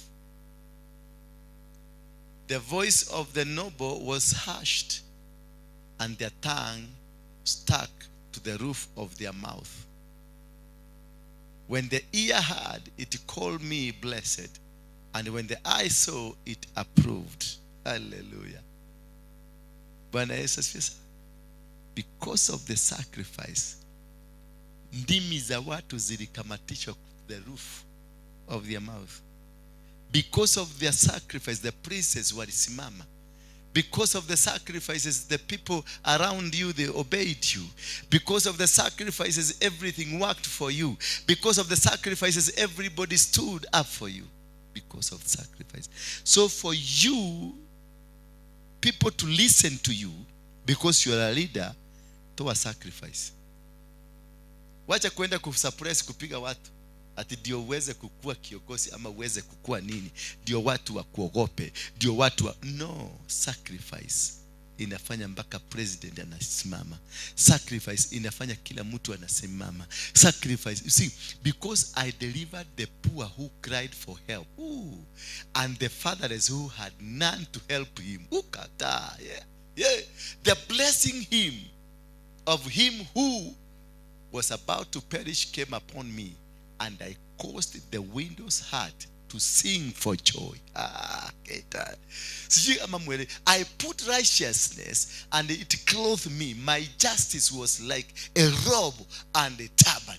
Oh, I was eyes to the blind and feet to the lame. I was a father to the needy, and I searched out the cause of him whom I did not know. Yani ulisimama na mtu baka haumjui, amekuja tu na ukasimama tu na yeye na haumjui. I broke the fangs of the unrighteous and made him drop his prey from his teeth. Then I thought, I shall die in my nest, I shall multiply my days as the sand. My roots spread out to the waters, with the dew all night on my branches. My glory fresh with me, and my bow ever new in my hand. Well, men listened to me and waited and kept silent for my counsel. Ooh. After I spoke, they did not speak again, and my sword dropped upon them. They waited for me as for the rain, and they opened their mouth as for the spring rain. I smiled on them when they had no confidence, and the light of my face they did not cast down. You see, because of sacrifice, the power, kila kitu kinatendeka. Because of what? I chose their way and sat as a chief. I lived like a king among his troops, like one who comforts mourners. Because of a sacrifice, things are just happening to you. I chose imeisha. Guy. Anyway, malizia hapo. Ndio utamu. Unasikia? Because of a sacrifice, milango inafunguka, watu wanakuinamia, kila kitu kinatendeka. Nobody is able to oppose you. Nobody is able to stand against you.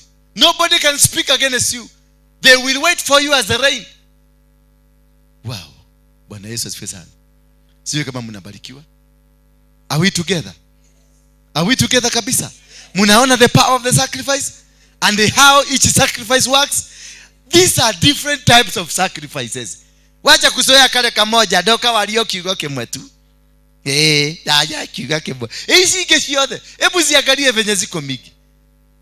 Alafu naniambia nisogumuze kimoja. Toa hizi sacrifice zote na uone kila kitu sasa. Toa sacrifice ya kunyamazisha watu.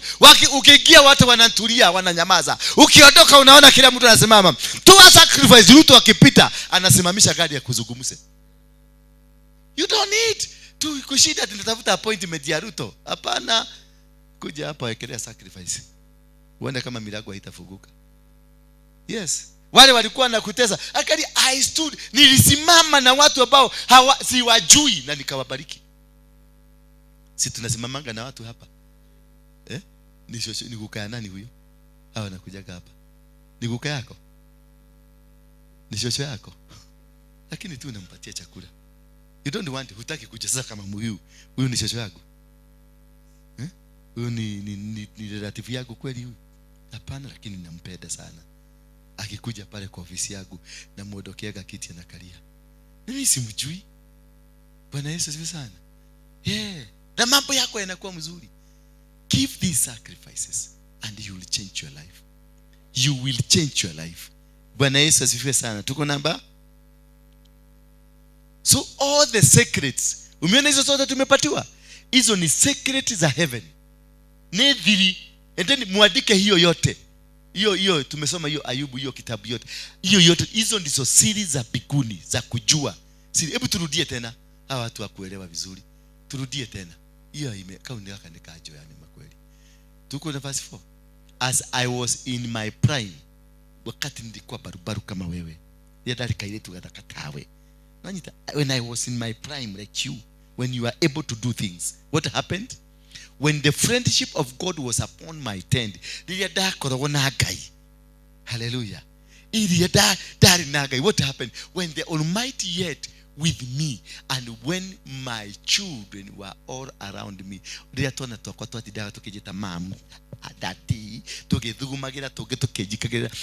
are the secrets of understanding God. The secrets of God. He knew. This man knew the secrets of God.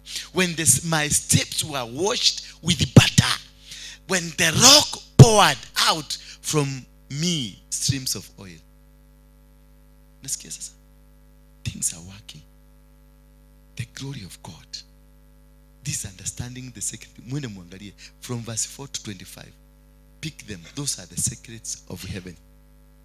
Na hizo ni kwa sababu unajua utafunguliwa hizo secrets zote. Kuna sacrifice ya kuitisha the secrets of heaven. Bwana Yesu asifiwe sana. You give a sacrifice. Kama unataka kuunderstand the secret. Angalia mtu anaitwa Solomon. Alienda kwa mlima akatoa ng'ombe 1,000 katika mlima wa Gibeoni.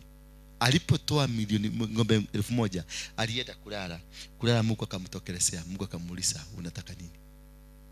Alitoa dhabihu ya kumleta Mungu, ndio Mungu amupatie maneno. Hallelujah. Everything that you do in life, you have to sacrifice. Wajana kelele mingi, baba! Sikumbuke baba! Hiyo ni sacrifice moja. Kuna mwingine anasema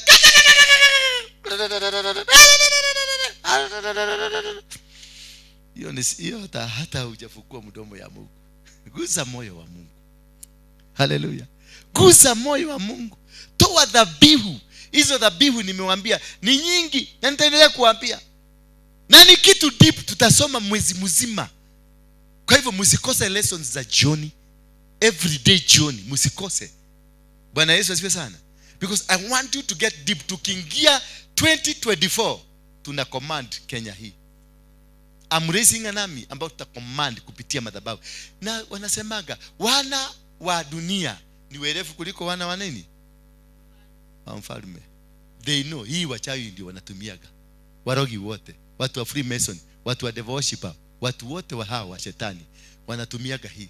These altars ziko kwao. Ukienda kwa mganga, hizi altars ziko huko. Mtu anaongea na wagwana anakuambia wagwana wamekataa, na wewe usikii. Na anasema wagwana wamekataa. Wagwana! Na angalia na tafuta hiyo sauti imetoka wapi? Wanajua siri za kukamata madhabahu. Hallelujah. Na ndio kwa maana mmeshindwa. Ndio kwa maana kila siku mnalia. That is why you are not at peace. You are complaining every single day. You are crying because you don't understand the secret. Doge tunyo teri waku oedirishi utamo okomuikatoro shine to no kigogono kwa barari. Hallelujah. Mwana waku dage konywa johi wedirishi todo no komukania na kigogona. Hallelujah. Duka yaku ndĩngĩaga kũgũrwo. Arogi mahũthagĩra ithito. Ũkona andũ marĩte raini hau. Na duka ĩrĩa ihũrĩte stoko, gũtirĩ mũndũ ũrathiĩ ho. Tondũ ahũthĩrire kĩgongona kũhinga ĩrĩa anafunga ile na imeandikwa kumefungwa.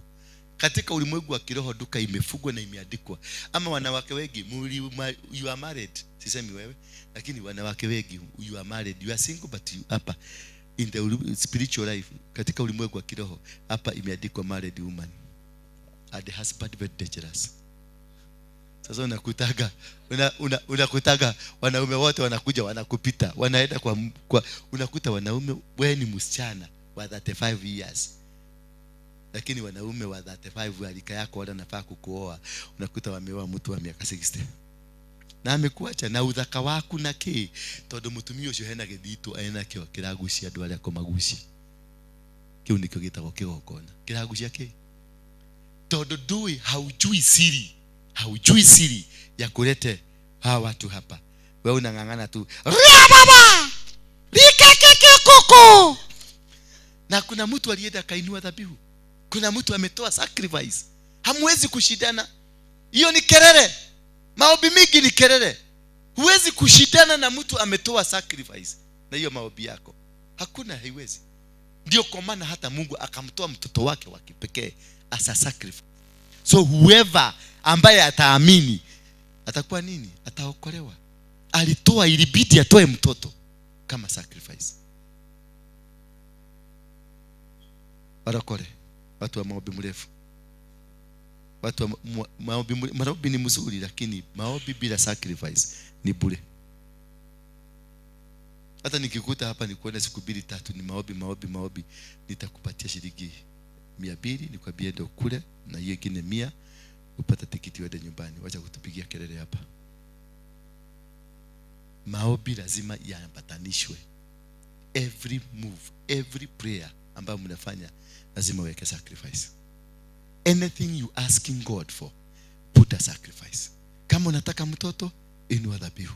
Kama unataka bwana, inua dhabihu. Kama unataka shamba, inua dhabihu. Kama unataka kununua duka, inua dhabihu. Kazini kwako, inua dhabihu. Kila kitu, everything, inua dhabihu. Raise a sacrifice and give it a name. Wasa rebosa.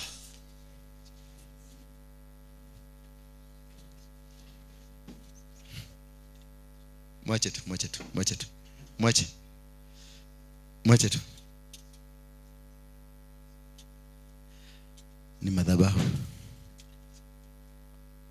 Msaidieni hapa.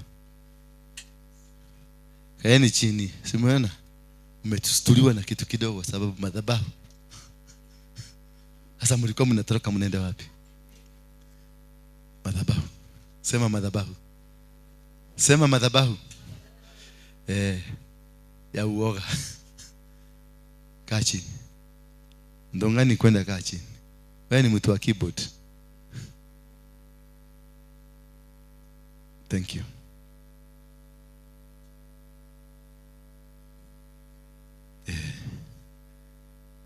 Mtu wa keyboard si mtu wa kamera.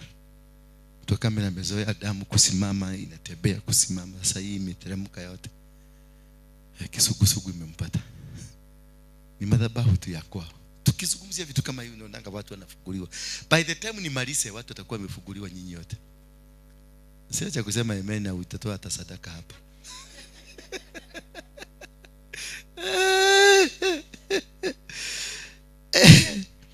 So you have understood, and also give me Genesis 13:2.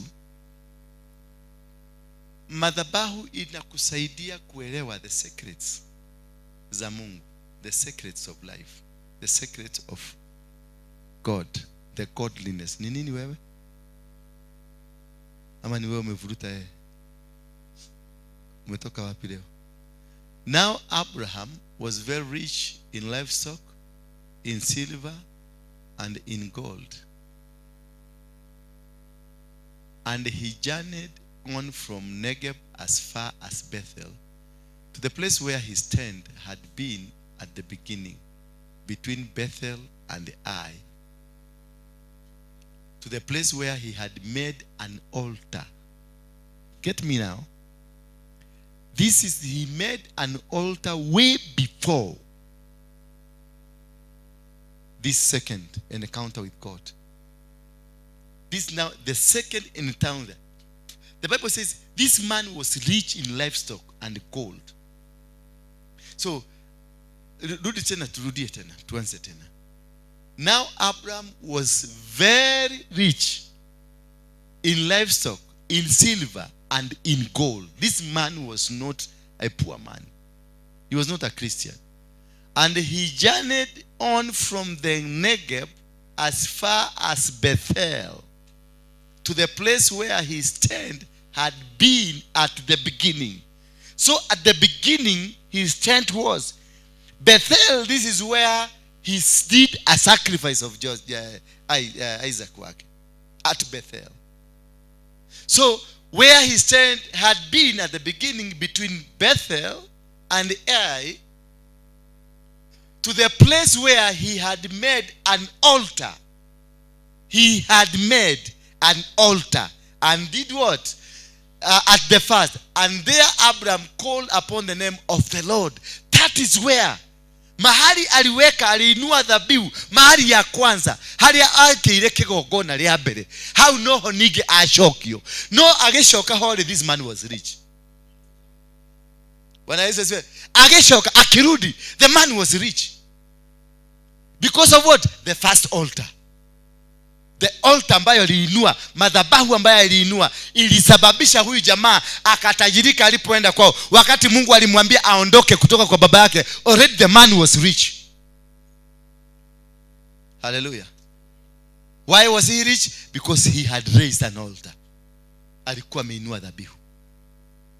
Alikuwa ameinua dhabihu. Mwambie mwenzako dhabihu. Dhabihu itakubadilishia maisha. Wachana story mingi ya watu. Dhabihu. Mimi nimefika hapa kwa sababu ya dhabihu. Mimi nilikonka Kenya hii na Mogeke kwa sababu ya sacrifices. Mashamba yote nilinyakua because of sacrifices. I conquered. Nilifukuza Wahindi. Na imagine Muhindi akifukuzwa na ako na pesa na ako na power hii Nairobi. Nilifukuza because of sacrifice. Nilikuwa nachija busi na mang'ombe. Na sasa tuko na Yesu. Nikitutaweka. Tumeachana na hiyo madhabahu, tumekuja kwa dhabihu ambayo ni kamili. Nikitutaweka. Hatutashindwa. Hii kanisa haitakuja maskini. Waje niwaambie. By the end of that December, kila mtu aadikie barua umaskini, amwambie from today henceforth I divorce you. Uandike barua, ukuje wekelee hapa. Useme I divorce you. Na usiende kulala ati kwa sababu uliandika barua. Wewe ndio utafuta kazi ya kufanya. Ukutane na utajiri. Bwana Yesu asifiwe. Tukasema ati leto pastor atulie barua hii. Na utio ndole wacenjia kwakwa. Wewe ndio ufanye kazi. Na sitaki kuona maidols kwa hii kanisa. I don't want to see any idol. Go start kabiashara hata kama ni kadogo. Start from wherever you are. God will bless the work of your hand. Na hiyo kazi iwekee dhabihu. Hata kama ni 10 bob, ile Mungu atakutolea hapo. Kuja iweke hapa. Mungu atainua hiyo kazi. Ndio uendelee kumtolea madhabihu. Bwana asifiwe. And everything in your life will change. Every move of your life will be so different. Hallelujah. Tuko number 9. Sacrifices provoke supernatural fruitfulness. Sacrifices provoke supernatural fruitfulness. Yani inalete matunda ambayo ni ya kiajabu ajabu. Ni yani matunda ya kiungu. Things just work. Unakuta unaweka kabiashara kana multiply. Genesis 18:10. The Lord said, I will surely return to you about this time next year. And Sarah your wife shall have a son. And Sarah was listening at the tent behind. Akasikia nini?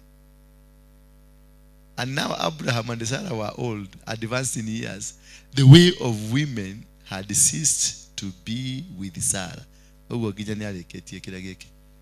Ndio akora manya mmameta manya. Meta kwa makemani.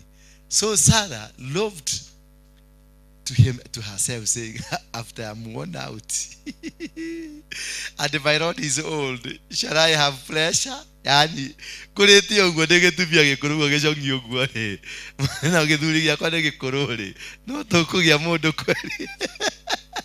The Lord said to Abraham, why did Sarah love and say, shall I indeed bear a child now that I am old? You see, these altars are producing supernatural fruits. Unbelievable. Mama ni mzee, baba ni mzee, baka dakinyatana kakahida. Kalikuwa kameondoka kahida. Kalikuwa kameondoka kabisa. Ama si ni mimi nimeandika hapo. Najua nyinyi hamjui Kisuku. Ama nimeweka maneno yangu. Hebu rudia baba. Rudi nyuma. Unajua anafikiria mimi. Najua amenizoea ati naogeaga na jokes, naogeaga na nini, na sinaga adabu mzuri. Sasa nisikilize, uniambie adabu imekosa hapa. Now Abraham and Sarah were old. Tusome. Now Abraham advanced the way of, what is that? Simamia hapo. Simamia hapo. The way of women had ceased. Nige kiu tadaro ya nage koyo. Avu nde achoka kugogo mukathekera niki. Had ceased to be with her tuendelee. So Sarah loved it to herself, saying, after I am worn out, niye gitumia gikoro. Niye kimundu gikoro. Weke kwire. Mtu akikuja kwambie mtaweza kuleta baby. Kubali leta. Ujui the ways of God. After I am worn out and my Lord is old, shall I have pleasure? Huh? So the Lord said to Abraham, why did Sarah love and say, shall I indeed bear a child now that I am old? Is anything too hard for the Lord? At the appointed time, I will return to you about this time next year, and Sarah shall have a son. At a time like this, it doesn't matter. Haijalishi kama hautazaa, haijalishi hata kama hiyo maneno haikuji, haijalishi juka yako ilifungwa, haijalishi hauna mwanaume sasa, haijalishi hauna mtoto sasa. It doesn't matter the situation you are in now. It doesn't matter what they are saying about you. It doesn't matter where they are saying you are going. It doesn't matter to God what you are. What matters to God is, I will return to you about this time next year, and Sarah shall have a son. But Sarah denied it, saying, I did not love, for she was afraid. She said, no, but you did love. Then the men set out from there, and they looked down towards Sodom. And Abraham went with them to set there on their way. Then the men set out. Tumesoma hiyo. The Lord said, shall I hide from Abraham what I'm about to do? These are supernaturals. These are ni madhabahu inabomoka. Musijali. Ni madhabahu.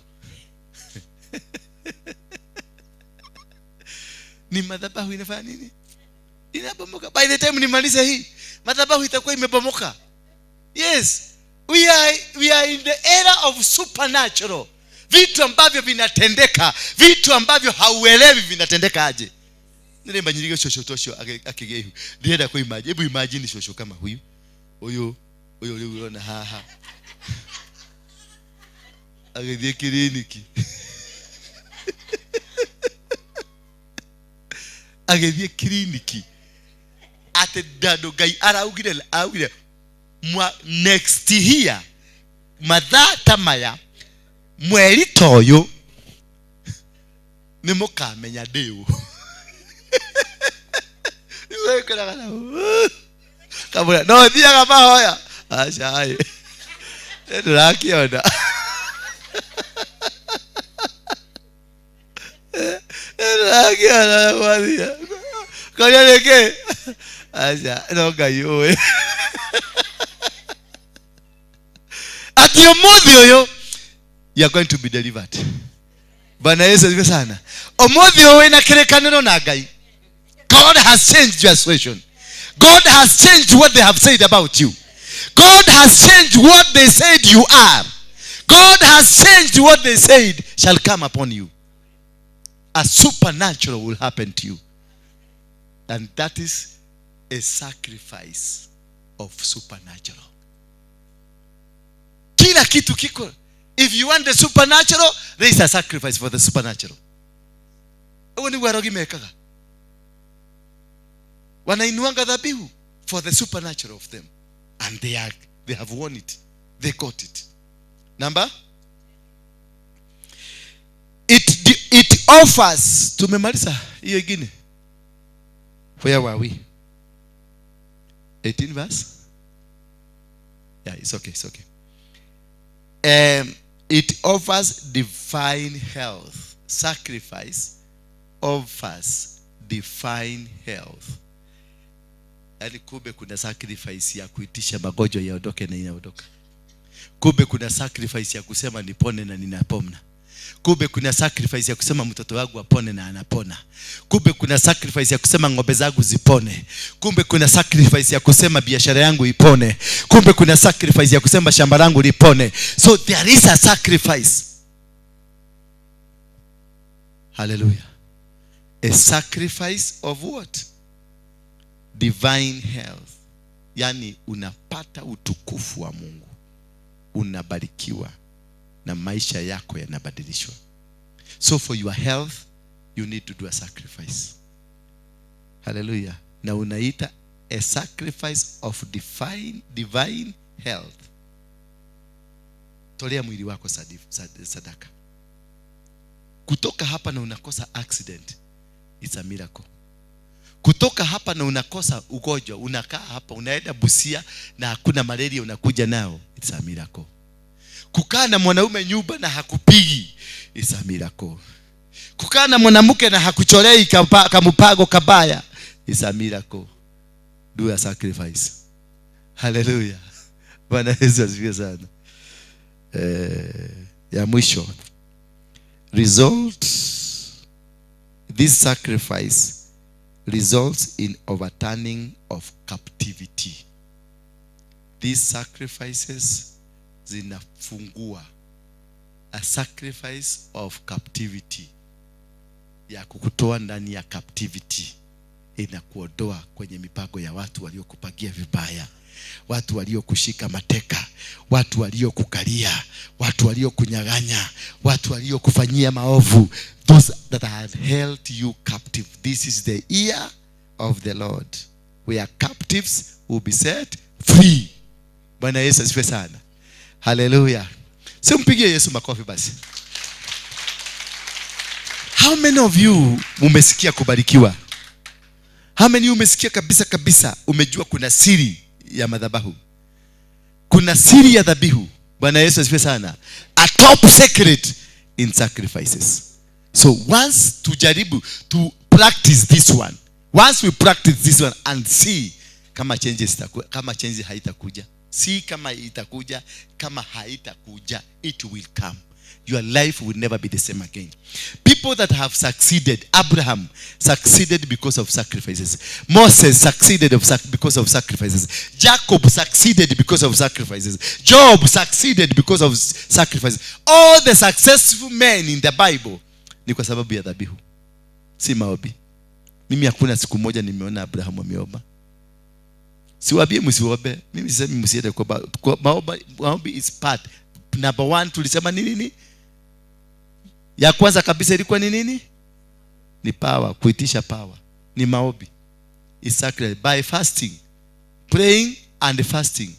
It is one of the many sacrifices that you have to give for you to succeed.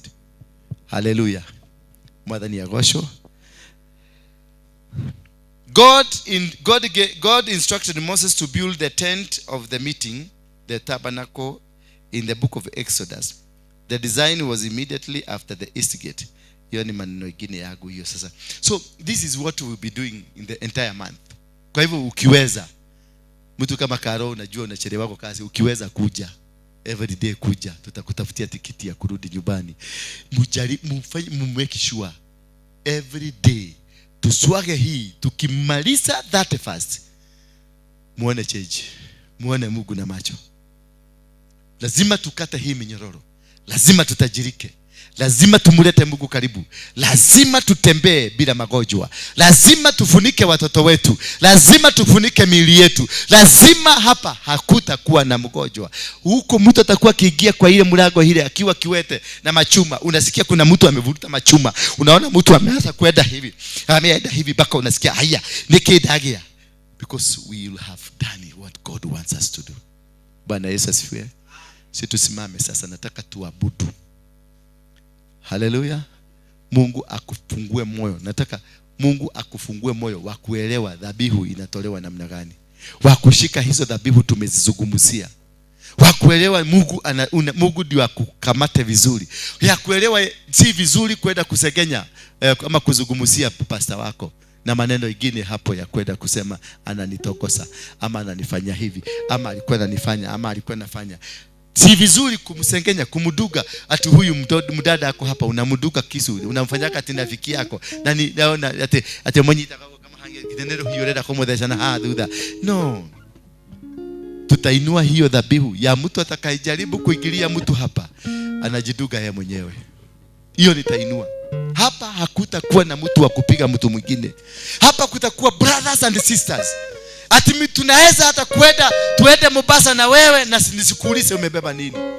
Lakini manyagalika ingine iko hapa inauliza tu nafasi kidogo, mpige chochoro kapi ili akwambie you are very beautiful. We need a clean, a praying church. Watu wanakuja, sio kuja kulala hapa. Hii kanisa lazima tukue watu wa kuomba. Lazima tukue watu wa kufuga na kuomba. Hapa lazima tufuge na tuombe. Kama hautawezana na hiyo, tunakupatia ruhusa uende hiyo kanisa ingine ambayo si ya maneno kama hii. We must do fasting. We must do sacrifices. We must. Lazima tuongozwe na sacrifices ndio tuweze kushinda. Hii mlima, tutingetweka garogi niyo marage matwarithia makari mega mega. Unakuta walevi wa Kristo wameenda mazishi. Unakuta wa Kristo walienda na matatu ya naikana manigadi. Ama naikana. Ninaikana 7 ama 8 zimebeba kanisa mzima. Na walevi wale walikuwa na walevi wa bwana yako wamekuja na ma VX na ma Lexus na ma Range Rover ndizo zimepakiwa. Unakuta parking shaba nusu eka mzima imekaliwa na magari ya watu 2 3. Na nyinyi mlikuja na manisa ni zingine zinaenda zikifanya koko. Sema nimekataa. Nimekataa. Vitu za dunia ni zangu. Unasikia huyu mjamaa anaitwa Abraham, he was rich in livestock, silver and gold because of what he did. Hapo mna shida mkilialia ngaragu hapa. Pastor. Naona tena. Pastor modu agai hakara. Yes. Tendele. Nataka ujipatie nafasi nzuri. I want you to sing deeper. Tuingie tolikere. Ugakolikera. Uingie ndani kabisa. Hiyo kitu ambayo tumezungumzia hapa na umeona imekuguza. Kama ni moshene, wewe ni mtu wa kupiganisha watu, kwenda kupeleka stories za watu. Kama wewe ni kusegenya, ama wewe ni kuiba, ama wewe ni kunyang'anya, ama wewe ni ulikuja kuona tall dark and handsome hapa, that is sin. Hiyo lazima tufuje hiyo madhabahu leo. Hapa hakuna tall dark and handsome. Huyu ni mtumishi wa Mungu. Na huyu mtumishi wa Mungu lazima aheshimiwe sasa. Haleluya. Lazima abebe kama mtumishi wa Mungu. Na lazima abebe kama mtumishi wa Mungu. Here there is gaigwa kama huko. Todo mundo tu atende tu gata tu mundo da kwa nisamka ndio wekati kada. Hakuna mwingine. Tunakuinua yeye. Haleluya. Sema tumevuka hiyo roho. Ya toro daka de hadisa. Go get your man where you went.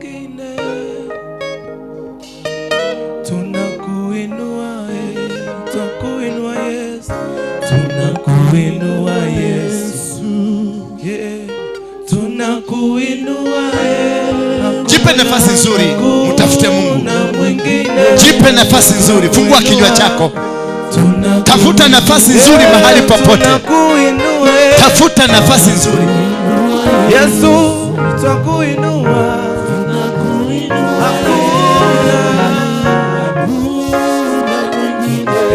Tunakuinua Yesu. Baba, tunakuinua Yesu.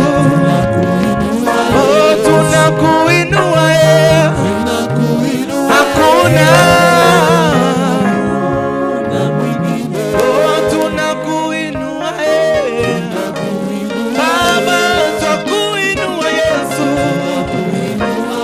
Tunakuinua Yesu. Hakuna kama wewe. Baba, tunakuinua Yesu. Tunakuinua. Baba, tunakuinua Yesu. Hakuna. Tunakuinua Baba. Sema tunakuinua Yesu. Tunakuinua Baba. Hakuna. Tunakuinua. Tunakuinua Baba. Tunakuinua Yesu. Baba, hakuna. Tunakuinua. Sema tunakuinua Yesu.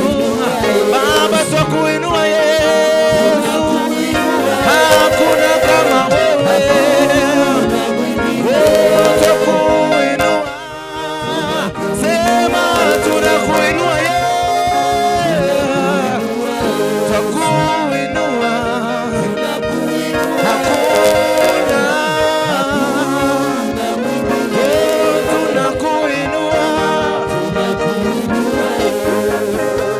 Karibu Yesu, moyoni mwangu. Karibu Yesu, moyoni mwangu. Karibu Yesu, moyoni mwangu. Karibu Yesu, moyo. Sema karibu Yesu.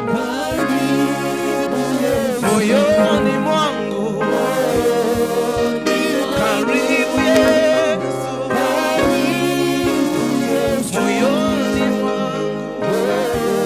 Sema karibu Yesu. Maishani mwangu Baba, ninakukaribisha leo Yesu. Moyoni mwangu. Karibu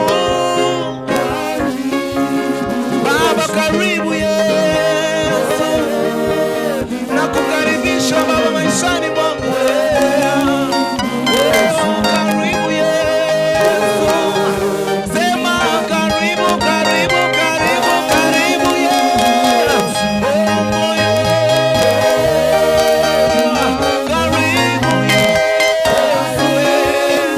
Ninakukaribisha Baba yangu maishani mwangu. Karibu Yesu.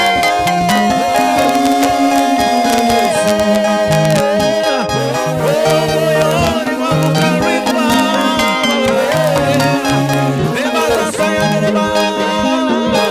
Sema nakukaribisha Yesu. Karibu Yesu moyoni mwangu. Karibu Yesu. Karibu Baba.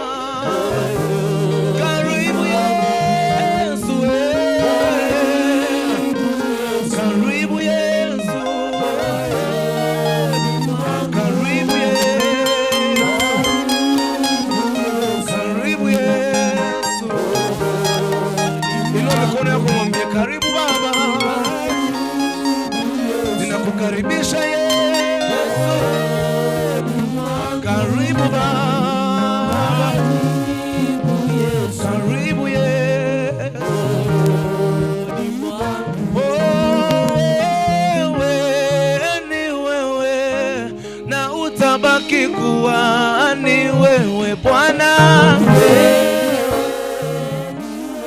Yesu Baba, wewe ni wewe na utabaki kuwa ni wewe Baba, wewe ni wewe utabaki kuwa ni wewe. Oh Baba, wewe ni wewe na utabaki kuwa ni wewe Baba, ni wewe utabaki kuwa na utabaki kuwa ni wewe, na utabaki kuwa ni wewe. Oh Baba, na utabaki kuwa ni wewe maishani mwangu. Oh Yesu Baba, na utabaki kuwa